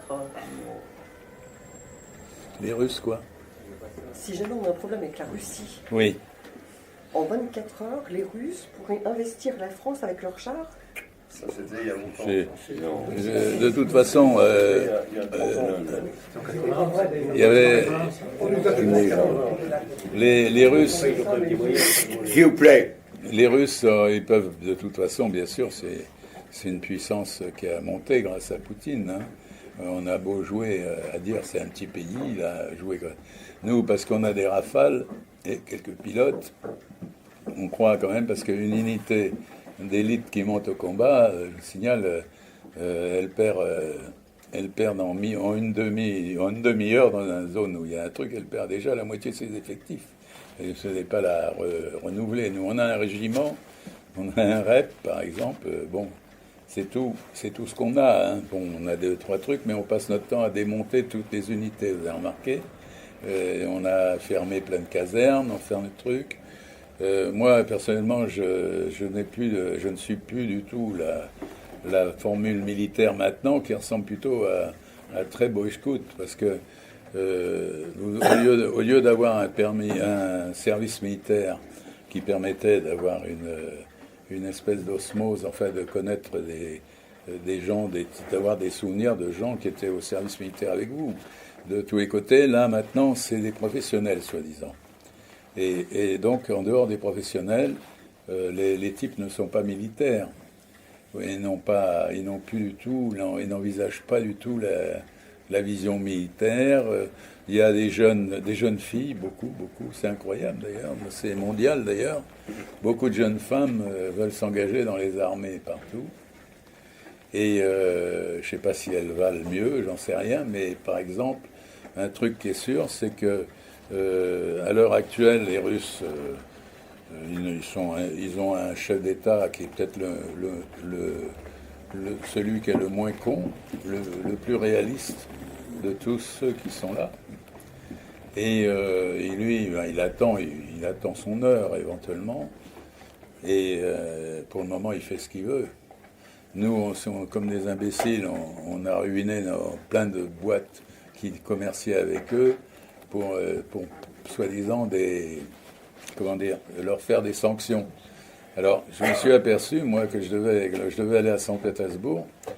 Et puis, en tant que Français, pour avoir un visa, c'était invraisemblable. Invraisemblable les difficultés. Et si j'étais argentin, cubain, machin chouette, je rentrais là-bas sans visa, 3 mois de séjour. Et en fait, tous ces pays ont servi pour envoyer du soja, envoyer des trucs. Enfin, la Russie a signé des contrats avec des pays d'autres pays, quoi, hein, pour remplacer les Français. Et nous, on est comme là-dedans, tout est permis, sauf si c'est la branche où on est assis, quand même. C'est ridicule. Il y a un problème avec les sous-marins aussi. Ah, oui. Oui, alors là, en fait, j'ai pas bien compris ce qu'ils faisaient en Australie, hein, d'ailleurs. Les Australiens ont dit qu'on n'était même pas capable de protéger notre technologie. C'est quand même insultant, ça. Ah ben, ils ont raison. On a revendu plein de brevets aux Chinois, donc... non, mais les Chinois, eux, ils demandent les brevets. Et quand ils voient les types dire oui, pourquoi pas? Mais oui, c'est dramatique. Ouais, moi j'ai une autre question. Là, tout à l'heure, lors de votre intervention, j'attends les cloches, vous avez parlé que Zora Drift, oui, poseuse de bombes à Alger, oui, était venue apparemment au Paraguay. Oui. Mais je pense que si elle a fait ça, je pense qu'elle était bien évidemment... Il était algérien qui était derrière. Elle était avec William Bourdon. Oui. Mais c'est qui? Vous savez qui c'est, William Bourdon? Oui, absolument. Oui. Et donc, je pense qu'elle était soutenue évidemment par l'État algérien. Absolument, c'est la personne. Algérien en fait qui vous poursuivait. Elle est plus ou moins personne numéro 2 maintenant. Elle a monté très très haut. Non, mais les Algériens, je vous signale, ils ont apparu en Amérique du Sud. Ils sont en train de faire une ambassade au Paraguay. Ils en ont une en Argentine. Ça n'existait pas, tout ça. D'un seul coup, ils sont là et Et ils cherchent les Français tortureurs. Non, mais vous dites, ça veut dire c'est quoi, une officine, c'est pas l'ambassade, vous dites... L'ambassade, non mais attendez, j'ai un truc, on m'a envoyé un document, il y a un truc mondial, islamique, je sais pas quoi, là, ils ont créé un espèce de grande organisation islamique, là, on m'a envoyé tout ça, là, je l'ai pas avec moi, bien sûr, mais ils sont en train de s'installer, là. Et ils ont signé des tas d'accords, je ne sais pas lesquels, avec des présidents là-bas qui si on leur met un peu d'argent devant eux, sont prêts à signer n'importe quoi. Non, mais le but, c'est quoi? Ça voudrait dire, c'est de poursuivre des officiers paras ou des paras qui auraient éventuellement fait certaines exactions en Algérie, c'est ça? Et au départ, c'est le truc, au départ. Ils étaient en train de chercher Vatin, qui est mort depuis très longtemps aussi. Mais ça fait rien. Ils cherchent tous les. Il y avait une dizaine d'anciens paras au Paraguay à l'époque. Bon, c'est tout. Je suis le seul qui est toujours vivant. Alors ils arrivent, on cherche des types, vous vous rendez compte, c'est eux qui leur ont appris la torture, des trucs abominables. Et on me trouve dans l'armée avec les forces spéciales. Bon, alors, c'est pas la peine de... Et vous savez que, je vais vous dire que c'est un truc, Alleg, qui est mort là, le diable et son âme, avait 160 témoins, comme quoi c'était moi qui l'avais torturé en 57, soi-disant. Alors j'ai dit, je suis arrivé en 58 en Algérie, alors les témoins au jour d'aujourd'hui, on trouve ça n'importe où. Vous avez remarqué d'ailleurs, quand on vous fait des témoignages internationaux sur des malheureux qui ont soi-disant subi des exactions, ils sont tous bien gros, bien gras, en pleine forme et tout. Et les gars qui veulent poursuivre sont tous morts d'ailleurs, en principe. Je sais pas, ça doit être bon de se faire... je sais pas, j'étais en train d'y penser parce que tu te rappelles quand on est tombé sur ce bouquin qui sortait en Algérie, là, sur Le Pen, tortureur. Alors, on regarde, il y avait au moins 50 mecs qui avaient été torturés par Le Pen tout d'un coup. Alors que c'est pas pour enlever la gloire à Jean-Marie, mais en fait c'était un député qui est venu dans un régiment pour faire vous pensez bien qu'on lui a donné on lui a donné des postes qui ne sont pas de responsabilité très grande de toute façon. Ils avaient eu du mal d'ailleurs à y arriver. Hein. Oui. Et non, de toute façon, il est évident que Le Pen n'a jamais torturé. Il a été à Suez et il a enterré les musulmans donc en direction de la Mecque. Du coup, le général l'a convoqué. Il a dit bon ben maintenant vous allez enterrer tous les morts parce que vous savez faire ça. Donc c'était la promotion. Non, mais enfin de toute façon, c'est ridicule quoi. Nous, on a entendu quand même que notre président actuel, là, moi je l'appelle Micron et Bribri, Micron et Bribri, là, c'est ma bande dessinée.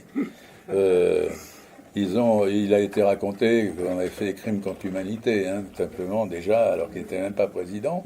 Maintenant, ils ont signé que les Algériens peuvent demander les Algériens, pas les Français, hein, peuvent demander à la France des dédommagements pour on ne sait quoi et tout. Alors, il est complètement fou, quoi.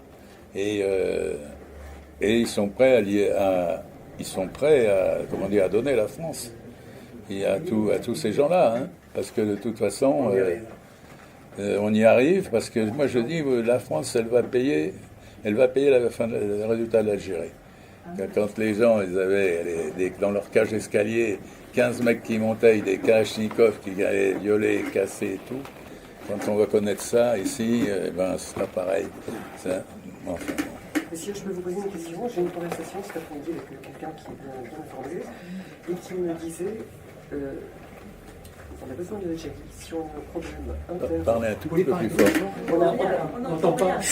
Oui, alors. En fait, je me disais, on a besoin de l'Algérie. Si jamais on a un problème interne en Europe, ils seront de notre côté pour nous défendre. Vous êtes d'accord avec ça? C'est la première fois que j'entendais ça.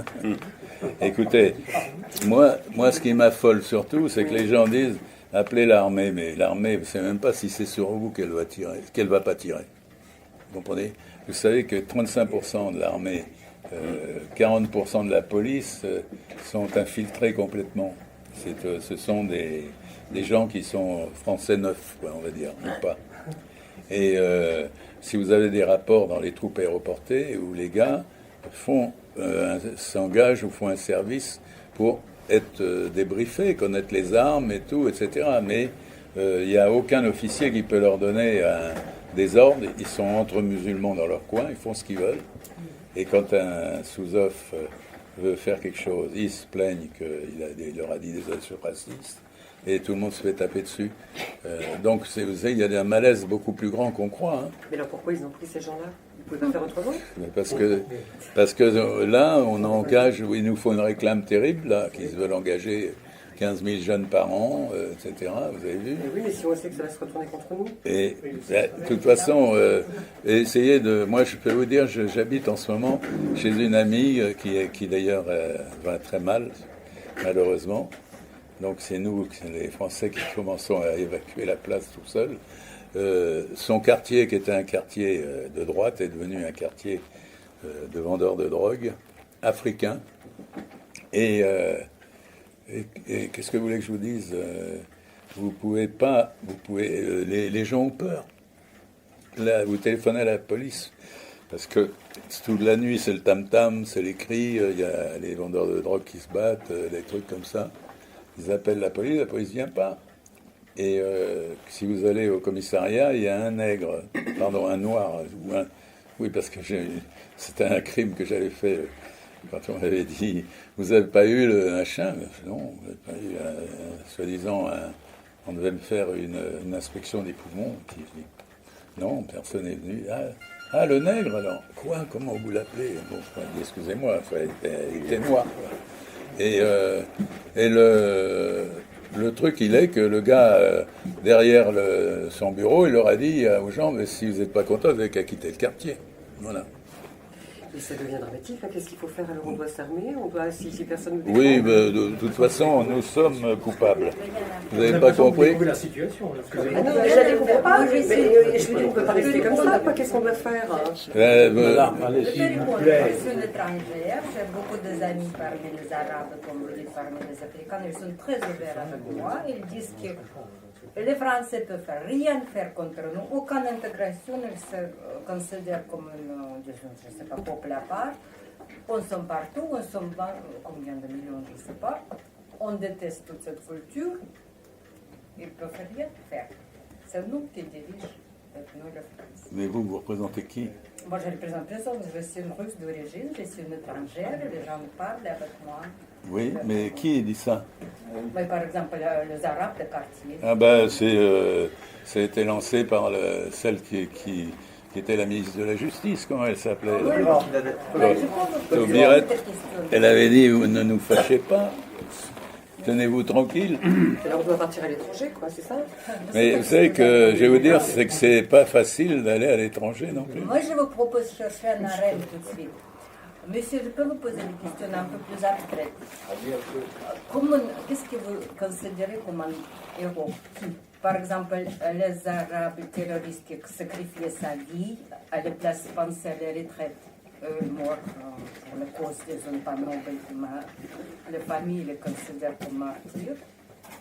Et les Français qui sont capables de rien parce qu'ils sont formés ni hommes ni femmes, qui est héros dans notre époque? Ou c'est l'armée qui... Le joueur de football. Ah oui, mais alors là, vous savez, c'est mauvais. On dit que quand tout le monde regarde le foot, c'est que la situation économique du pays va pas bien. Hein. Oui. Ah, c'est pas bon signe. Non, de toute façon, non, c'est dramatique. On est dans un cul-de-sac absolu, ça c'est sûr. Qu'est-ce que vous voulez que je vous dise? La moitié de nos enfants, on va dire, ils comprennent même pas ce qu'on leur dit là de ça. Ils sont tout prêts à pas vouloir nous suivre pour la bonne raison que moi, ma fille, elle m'a dit, moi je suis pas comment elle m'a dit? Armée, ah mince, une expression quoi pour dire quoi qu'elle n'était pas mince, avait sorti une expression. Mais bon, ils sont, bon, alors elle est dans un boulot où elle est plein de gens d'un peu de tous les côtés, où ils s'entendent bien apparemment, donc elle croit que c'est comme ça. Moi, Tout le monde, il est beau. Tout le monde il est beau. C'est un peu pire, mais c'est mon fils, il travaille à la Commission européenne, très Ouais. haut placé. Son manière à penser, elle est absolument formée comme moi j'étais dans l'époque soviétique, c'était une formation de certaines manières à penser. Et toute cette génération de jeunesse que j'ai vu grandir avec lui, tous, aucune idée originale, ça devait être pensé gauche, sinon tu ne peux pas être dans cette disons, institution. Bon, enfin, oui, allez-y. Oui, en fait, j'aurais voulu vous poser une question, on va dire, en vous écoutant, on a l'impression aussi que ce sont des circonstances que vous avez vécues. Vous avez une démarche et en même temps aussi une forme de spontanéité qui fait que, sans forcément négocier le virage à l'avance, on est sur le plongeoir et parfois on n'a pas besoin de se demander si on sait nager ou pas, il faut plonger. Ça, vraiment, ça je m'entends. Et je me demandais si effectivement, dans tout ce que vous avez vécu, il y a une logique. Et je me demandais si on avait, nous, qui vous écoutons, le droit de dire c'est bien ou c'est mal. Je pense que c'est à la fois plus simple et plus compliqué aussi. Et ma question serait la suivante. Est-ce que, au fond, ce que vous avez vécu, ce que vous vivez peut-être encore, ça ne se rattacherait pas à une forme de mercenariat, une sorte de mercenaire de la liberté, une sorte de mercenaire de la vérité? On ne peut pas faire confiance aux gens qui sont autour de nous, peut-être même à ses amis. On est en mode survie. Et puis le grand message, il n'y en a peut-être pas forcément. Évidemment, il y a Dieu, il y a la foi que vous avez évoquée de façon d'ailleurs très belle et très publique. Mais je me dis, il n'y a pas forcément de leçons à tirer en dehors de l'expérience que nous autres aussi, on pourrait faire sans forcément dire à l'avance, ben voilà, hein, c'est de l'expérience. Si que je vais faire et ce sera bien. Non, ça sera sur le moment. Et puis après, on verra ici. Puisque dans ce que vous avez dit, là, c'est difficile de répondre très facile, mais il y a un truc de sûr, c'est qu'il y a des moments où, effectivement, moi, je savais que si je sautais, là, dans ce saut-là, j'allais me tuer. Personne n'aurait pu penser que je me dégonflais si je disais que j'avais un malaise, vu que j'avais suffisamment de blessures et de trucs pour pouvoir justifier ça. Ou même, mais j'y allais parce que il fallait y aller. Et après, ben, vous avez vaincu la mort. Vous avez une grande satisfaction. Alors que de toute façon, un truc est sûr, c'est que il est difficile de dire que tout le monde doit aller là, mais c'est la différence. Vous avez quand même, vous aviez les gens qui refusaient la porte. Hein. Chez nous, on leur retournait le béret, c'était le déshonneur, hein, les dégonflés, comme on dit. Maintenant, il y a des généraux qui sont contre ça. T'as vu, comme je dis de Villiers, là, il dit il faut un soldat qui veut absolument être que soldat n'est pas un bon soldat, tu vois. Il faut parler avec tout le monde, quel qu'il soit, etc. Moi, personnellement, je pense que de parler avec tout le monde, on arrive à pas rien faire, en fait. Si nous, on a été... qu'est-ce qui se passe là? Les Anglais, par exemple, pour qui on a... Je sais pas qui a cité les Anglais. Les Anglais ne sont pas étaient complètement dépassés par nous au moment de l'affaire de Suez, par exemple. Eux, ils en étaient encore avec des trucs de la Deuxième Guerre mondiale, mais ils n'avaient pas évolué du tout. Ils s'étaient reposés comme faisaient les Français avant. Nous, la meilleure armée, au moment où on a déclaré la guerre à Hitler, on s'est fait avoir parce que nos généraux étaient restés à la guerre d'avant, ou n'importe. Et donc, de toute façon, Rien n'est jamais acquis, et de toute façon, les hommes ne sont pas de la même qualité ni de la même. Mais par contre, il est sûr qu'il vaut mieux en avoir beaucoup qui dépassent qui savent suivre l'ordre qui est donné, même si c'est un ordre qui paraît idiot. Maintenant, moi, je pense surtout que maintenant, nous ne savons plus si notre police est notre. Quand j'ai vu comment la police tapait sur les types là, au moment du mariage pour tous, hein, oui. Je me suis dit quand même, ceux-là, ils mériteraient quand même de se faire légèrement remonter. Hein. Et on peut se dire quand même que dans la police, on ne sait pas du tout finalement quels sont ceux qui sont avec nous encore. Et dans le quartier, quand je vous parlais, la police avait fait une descente contre les trafiquants de drogue. Le lendemain, ils ont cerné le commissariat et ils tiraient avec les fusées qui montent au 17e étage. Ils tiraient sur le commissariat comme ça. Les flics étaient enfermés là-bas dedans, une trouille terrible. Et après, j'avais vu qu'on disait que le quartier était calme. Voilà. Mais c'est pas rassurant, ça, monsieur. Franchement, ça fait pas quand on entend ça. Enfin, écoutez. Mais bon, on va se mettre au club de tir, nous. Mais non, mais c'est vrai, il y a des femmes moi, je comprends que les gens puissent être un peu craintifs parce que je vois qu'il y a beaucoup de nos générations qui marchent avec des cannes, hein, beaucoup, de plus en plus. Moi aussi, je marchais avec une canne certains jours. Et moi, quand je passe, là, il y a une bande d'Ostrogoths. Ils me regardent, hein, je les regarde. Ils disent, ça va, chef? Ils me disent des trucs comme ça. En fait, ils ne sont pas agressifs avec moi jusqu'à présent. Mais je vois que toutes les petites, mon ami, ses amis, les gens normaux sont très craintifs. Ils ont vachement peur de rentrer du supermarché et de passer devant ces espèces de bandes là qui sont là, qui ne savent pas ce qu'ils font. C'est intimidant. Je crois que Dominique, madame, m'a montré du doigt quelque chose d'important, oui, que nous connaissons tous, bien sûr, au Liban, c'est que vous êtes devant des gens qui n'ont pas peur de la mort, et ils se la donnent pour une mauvaise cause. Oui, et puis... différent de vous, je pense que le colonel Bertrand, c'était nécessaire une opération de héros qui montrait qu'il y a l'action pour la vie, pour le dire. Il y a l'action des autres gens qui ne sont pas tout à fait heureux, parce que c'est l'action pour le mort. Et ça, encore avec le langage pas très osé, personne dit ça, que c'est un vrai catholique croyant qui sacrifie sa vie.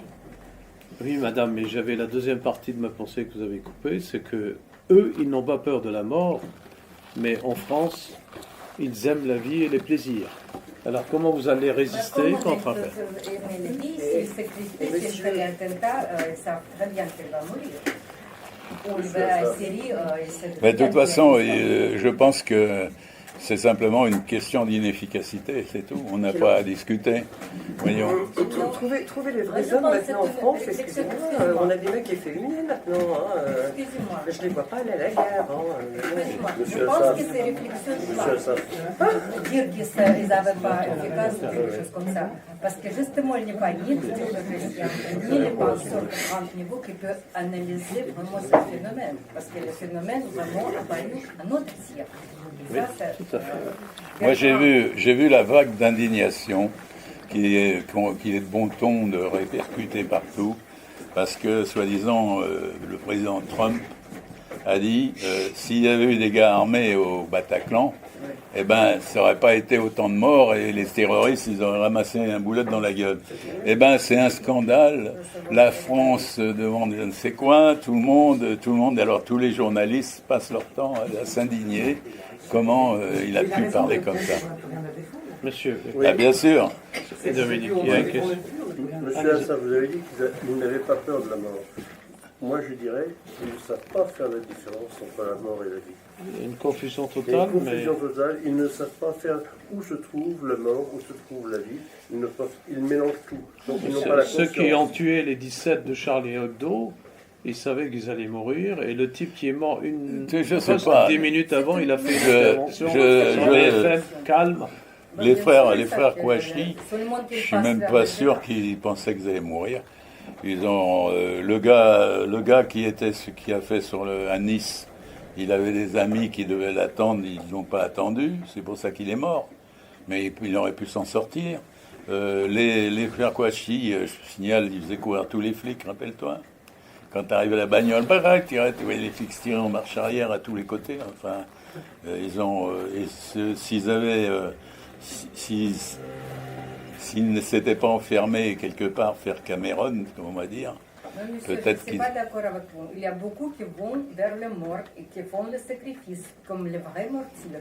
Et toutes les familles, que les Français disent, les familles, c'est très bien, ils sont très bien. Ils sont très héroïques. Mais attendez. Ils sont plates, vous savez. Dire qu'ils ne savent pas Mais où moi... ils ont envie de s'échapper. Si vous réfléchissez toujours dans cette manière, jamais il va y avoir des réponses dans les niveaux. Toujours ce sera, ils avaient pensé qu'ils vont s'échapper. Impossible ça. Bon, écoutez, j'ai pas bien saisi ce que vous voulez. Je voulais dire, comme par exemple, j'ai connu Adama. Oui, j'ai compris. Les musulmans, pour madame, il ne faut pas madame. dire qu'ils ne sont pas martyrs, ils savent ce qu'ils font. Oui, non. Le thème de notre conversation, aujourd'hui, comme j'ai compris, ce n'a pas été seulement votre vie, à la nation, qu'est-ce que ça veut dire en Europe et pourquoi nous avons besoin en Europe. Maintenant, vous avez dit la jeunesse, vous dites le terme en général, ils pensent seulement pour les retraites ou pour ce confort personnel. Et moi, je vous réponds que non, il y a l'autre jeunesse qui ne pense pas comme ça. Et c'est la jeunesse, disons, qui peut-être travaille pour le mal dans le sens de pouvoir devenir, mais ils sont héroïques dans un certain sens parce qu'ils sacrifient sa vie, son retraite pour un idéal. Et de toute façon, vous voyez, ce que vous dites là, En français, on va dire, ça ne me gêne pas, je ne suis pas de cette génération, vous êtes plus jeune que moi. De mon temps, quand un type il nous emmerdait, on lui mettait une balle dans le timbre. Bon, maintenant, il faut venir comprendre que s'il est soi-disant héros, machin chouette, ça ne m'intéresse pas. Si vous vous mettez à plat ventre devant l'ennemi, vous n'allez jamais tirer dessus. Moi, vous savez ma vie, vous savez, je dirais... Non, c'est vous qui me dites des choses. J'ai une médaille de mérite pour le courage. Mais, et en tout cas, monsieur, moi je trouve qu'on a des hommes pas très courageux aujourd'hui, parce que les femmes qui se font agresser dans le métro, il n'y en a pas un qui se lève. Hein. Oui, mais je vais vous dire un truc. Si vous vous levez... S'ils sont comme ça à la guerre... Si vous vous levez, oui. Vous allez tout de suite avoir une plainte, et vous allez voir que c'est vous qui allez être poursuivi pour racisme, pour ceci, cela. Je mets ça en excuse des gens qui voudraient éventuellement se faire quelque chose. Parce que s'il est passé le temps où vous pouviez intervenir dans une affaire où les types s'emmerdent des nanas et vous dites dis-moi crapule, là, dégage ici, tout. Non, là vous risquez de prendre des coups de couteau et on dirait que c'est vous qui allez chercher la bagarre et ci et ça. Ça, c'est vrai. Mais si vous parlez tellement durement, je peux vous dire qu'on sommes tous dans l'opinion que les Français sont d'accord à enlever le pantalon devant de toutes les forces, comme c'était pendant la Deuxième Guerre mondiale. C'est une conversation parmi certains groupes des étrangers. Vous êtes prêts déjà De toute façon, la manière de traiter avec les otages, c'est la meilleure, c'est celle de Poutine, les Russes. Bon. On attaque et c'est la bataille, c'est réglé en une heure. On va les chercher jusque dans les chiottes. Voilà. Monsieur, peut-être il avait raison de chercher dans les chiottes parce qu'il n'avait pas une confiance. Mais comme par exemple, j'avais l'expérience à Balkan avec la Bulgarie. Parce que les minorités turques les voir, c'est commencé le mouvement nationaliste. C'était l'époque de totalitaire encore, Živkov. Et le gouvernement décidait qu'il n'y ait pas de Turcs, il n'y a que les Slaves qui étaient islamisés. Ça commençait toute une campagne. Bien sûr, j'ai été disons, j'ai défendu le droit des hommes, comment c'est possible, tout ça. Mais avec le temps qui est passé, je pense que c'est une très bonne décision parce que les Turcs qui n'étaient pas d'accord, ils sont partis vers Turquie. Il était très mal accueilli. Plusieurs sont revenus, ils vivent tranquillement maintenant en Bulgarie. Il n'avait pas de conflit, il n'avait pas la possibilité de provoquer la guerre comme avec Yougoslavie. Vous savez que Certaines décisions volontaires et forces et totalitaires, peut-être, mais pas tellement mal dans certains moments. non, mais Slevana, je ne sais pas quel est votre prénom. Nous, ce qui nous intéresse, c'est quand même les histoires françaises. Si vous commencez à m'expliquer là-bas, en Tchétchénie, en machin et tout, il y a bien sûr des tas d'aventures partout. Mais nous, on parle de la France. Dans la France, il y avait le moment où il faut débloquer le terror. Et vraiment, Oui. Monsieur, il y a quelque chose qui m'inquiète. Je suis en géopolitique. Donc c'est vrai qu'on regarde beaucoup les stratégies de Poutine avec les alliances, l'Eurasie et compagnie. On trouve que c'est un type extrêmement intelligent. Et à chaque fois qu'on pose la question, on dit mais il est où notre Poutine en Europe? On nous répond qu'on n'en a pas. On n'a pas de grand stratège en Europe. Voilà ce qu'on répond en géopolitique.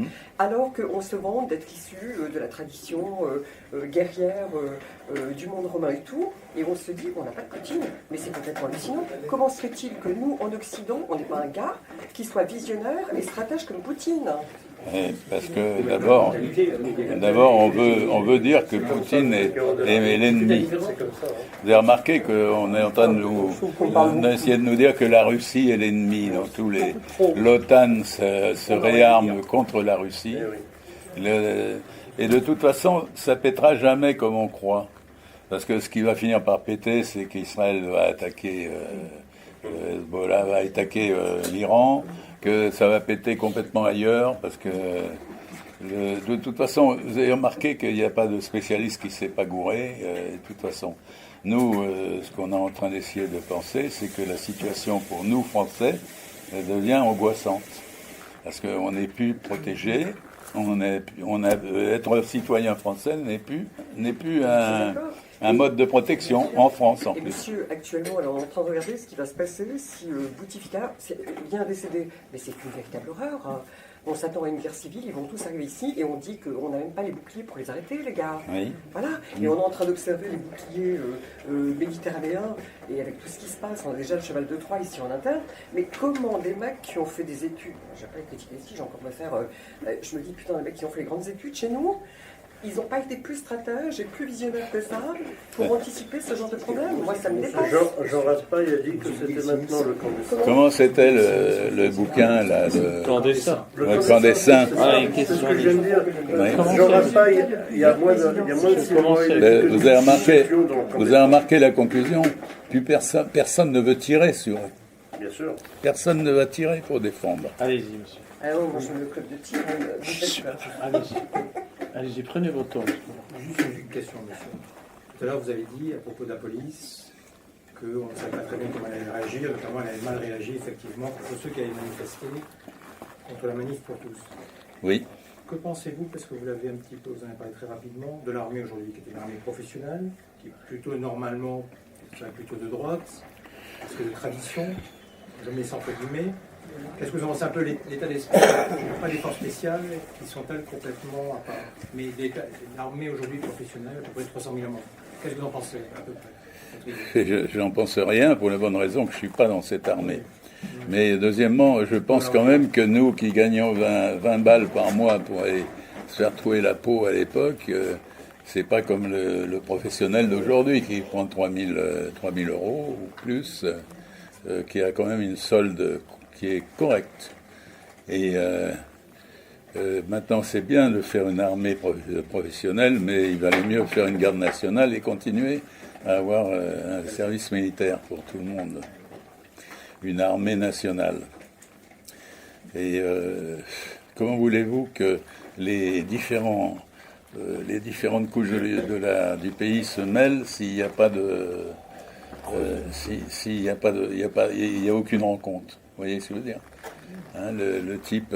moi, je pense toujours que c'est le chef qui fait l'unité de son unité. Un mauvais chef, il n'est pas suivi par ses hommes. Bon, le truc est que quand on était en formation, On était avec des types. Moi, je me rappelle, j'avais un gars, j'ai découvert qu'il était boucher, qui est un de mes meilleurs voltigeurs, avec qui j'avais la fine équipe, tu vois ce que je veux dire. Et le truc c'est simplement pour dire qu'on peut pas parler comme ça. Être professionnel, c'est bien, mais c'est pas comme ça que vous avez une armée nationale. Vous avez une armée de professionnels.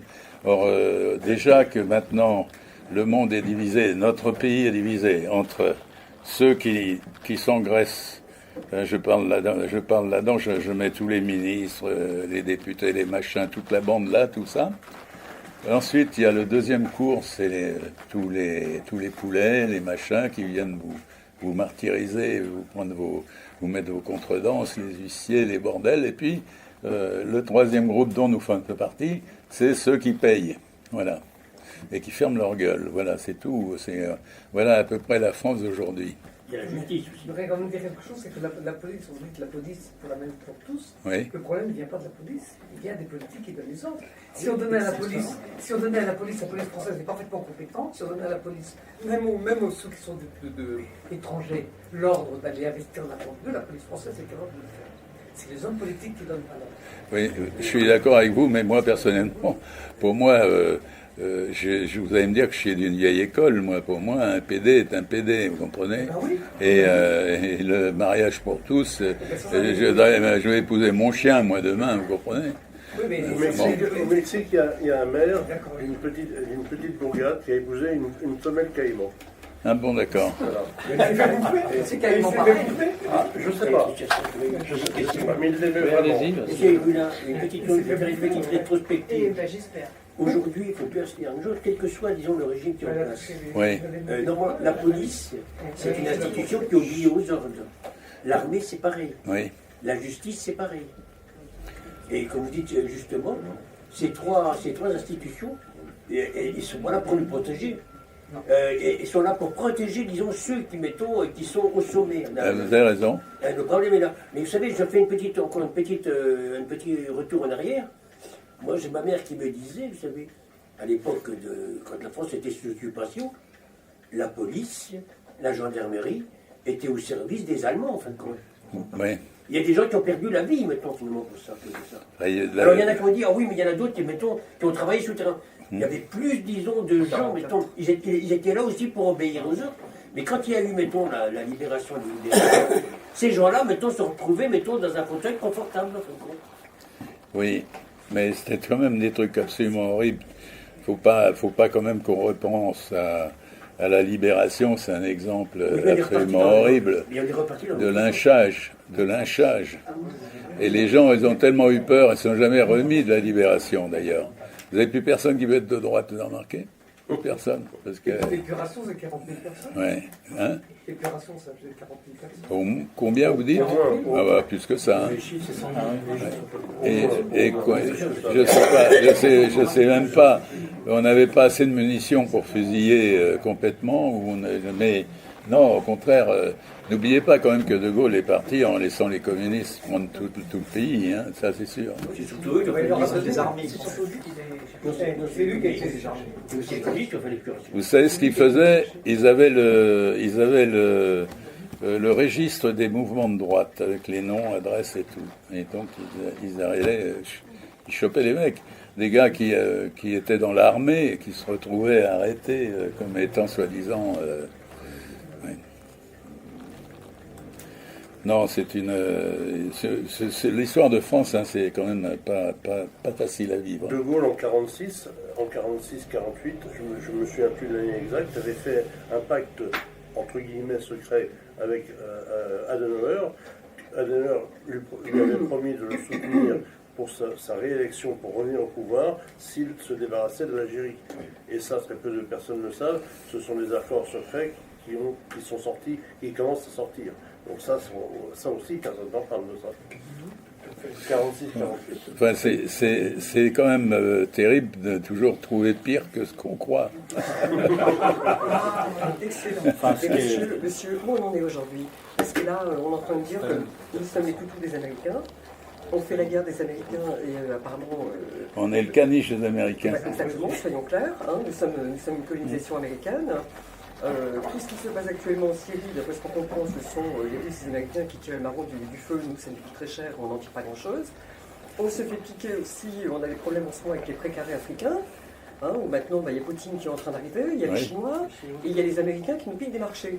Bon, et alors en plus de ça, comme on est tous les Américains, on ne peut pas réagir. Vous comprenez, on joue à un jeu très dangereux. En plus, on travaille sur l'industrie de l'armement. On est en train de nous dire qu'actuellement, c'est ce qui nous rapporte encore un peu d'argent. Donc, vous savez que M. Rien ne va pas vous donner les solutions. Non, mais par contre, je me rappellerai toujours l'image Mossoul. Mossoul est pacifié. Alors, vous avez un tas de cailloux, il n'y a plus rien. Mossoul, c'est des centaines de gens morts là-dessous. Et ils mettent un drapeau sur les ruines, des ruines à ras du sol. Mossoul. Oui, mais la seule alliance, madame, qui peut sauver la France et plus tard l'Europe, c'est de se tourner vers une Eurasie avec Poutine et la Russie. Nous sommes d'accord, elle est en train de se faire. Le Poutine, il joue très bien au jeu. Par contre, moi, j'ai très peur parce que tout ce qui se passe actuellement, monsieur, on reprend les mêmes... Tout ce qui s'est passé dans l'histoire, que ce soit l'histoire même de la religion, on est en train de déstabiliser l'Europe, là, avec des histoires de migration massive, ce qui s'est toujours passé dans l'histoire quand on voulait déstabiliser un pays, voilà. Et puis finalement, qu'est-ce qu'on est? On n'existe plus. Alors on est des toutous des Américains, les kéniches des Américains. Maintenant, on sait que le pouvoir n'est même pas boxal, il est outre-Atlantique, donc ça devient vraiment un gros problème. Et en plus, on n'arrive même pas à tirer les marrons du feu de toute la situation actuelle. Où est-ce qu'on va là? Ça commence à être vraiment très compliqué et très dur.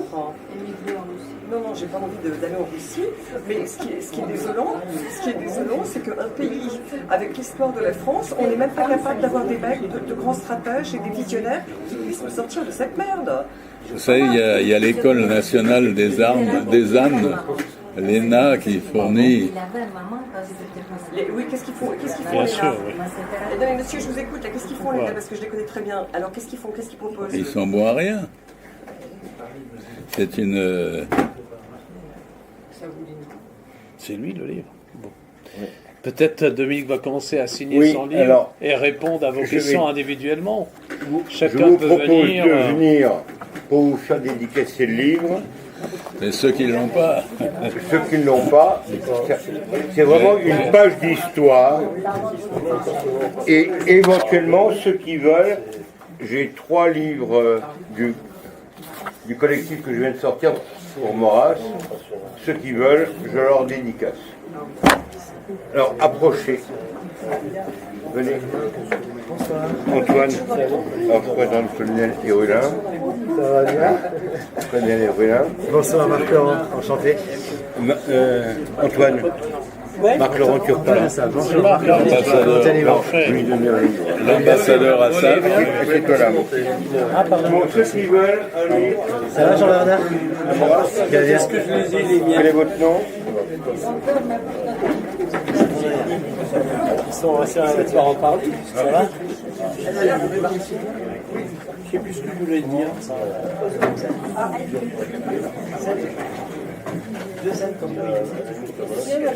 David Jenner.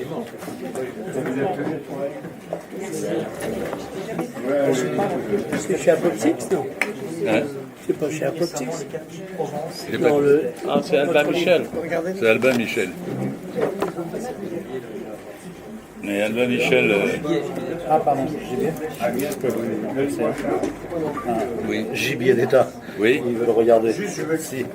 Qui regarde.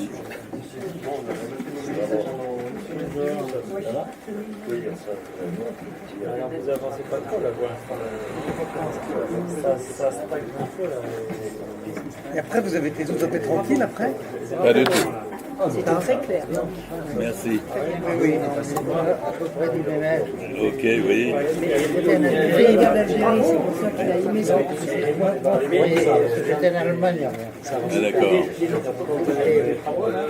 Vous n'êtes pas joint en flot de paroles.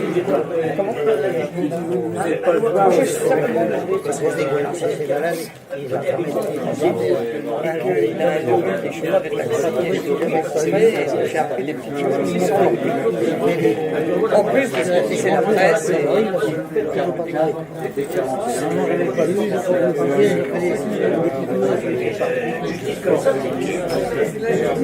Il se trouve que je suis une nièce du colonel Lallemand et que vous en avez eu un qui a sauté aussi sur Colbès. Pardon? Je suis une nièce du colonel Lallemand. Ah, d'accord. Oui. Vous en avez eu un qui a sauté sur Colbès. Tous ces livres-là, vous les avez déjà. Oui, enfin je connais beaucoup de choses parce que pendant qu'ils étaient en tôle, il y a eu un mariage organisé entre l'artiste allemand et une fille Zeller. Je veux dire que le mariage à côté de Vézelay était comme ça. Vous auriez apprécié certainement. Donc j'en connais pas mal. Hein, parce que comme antiboliste, c'est pas mieux. Bien, mais malheureusement, c'est pas ça qui va nous rassurer sur notre futur. Le futur, il était pris pour nous depuis 3 siècles, puisqu'on a fêté. Il n'y a pas Ouh là là. Ouh là là. Ouh là là. Ouh là là. Ouh là là. Ouh là là. Ouh là là. Ouh là là.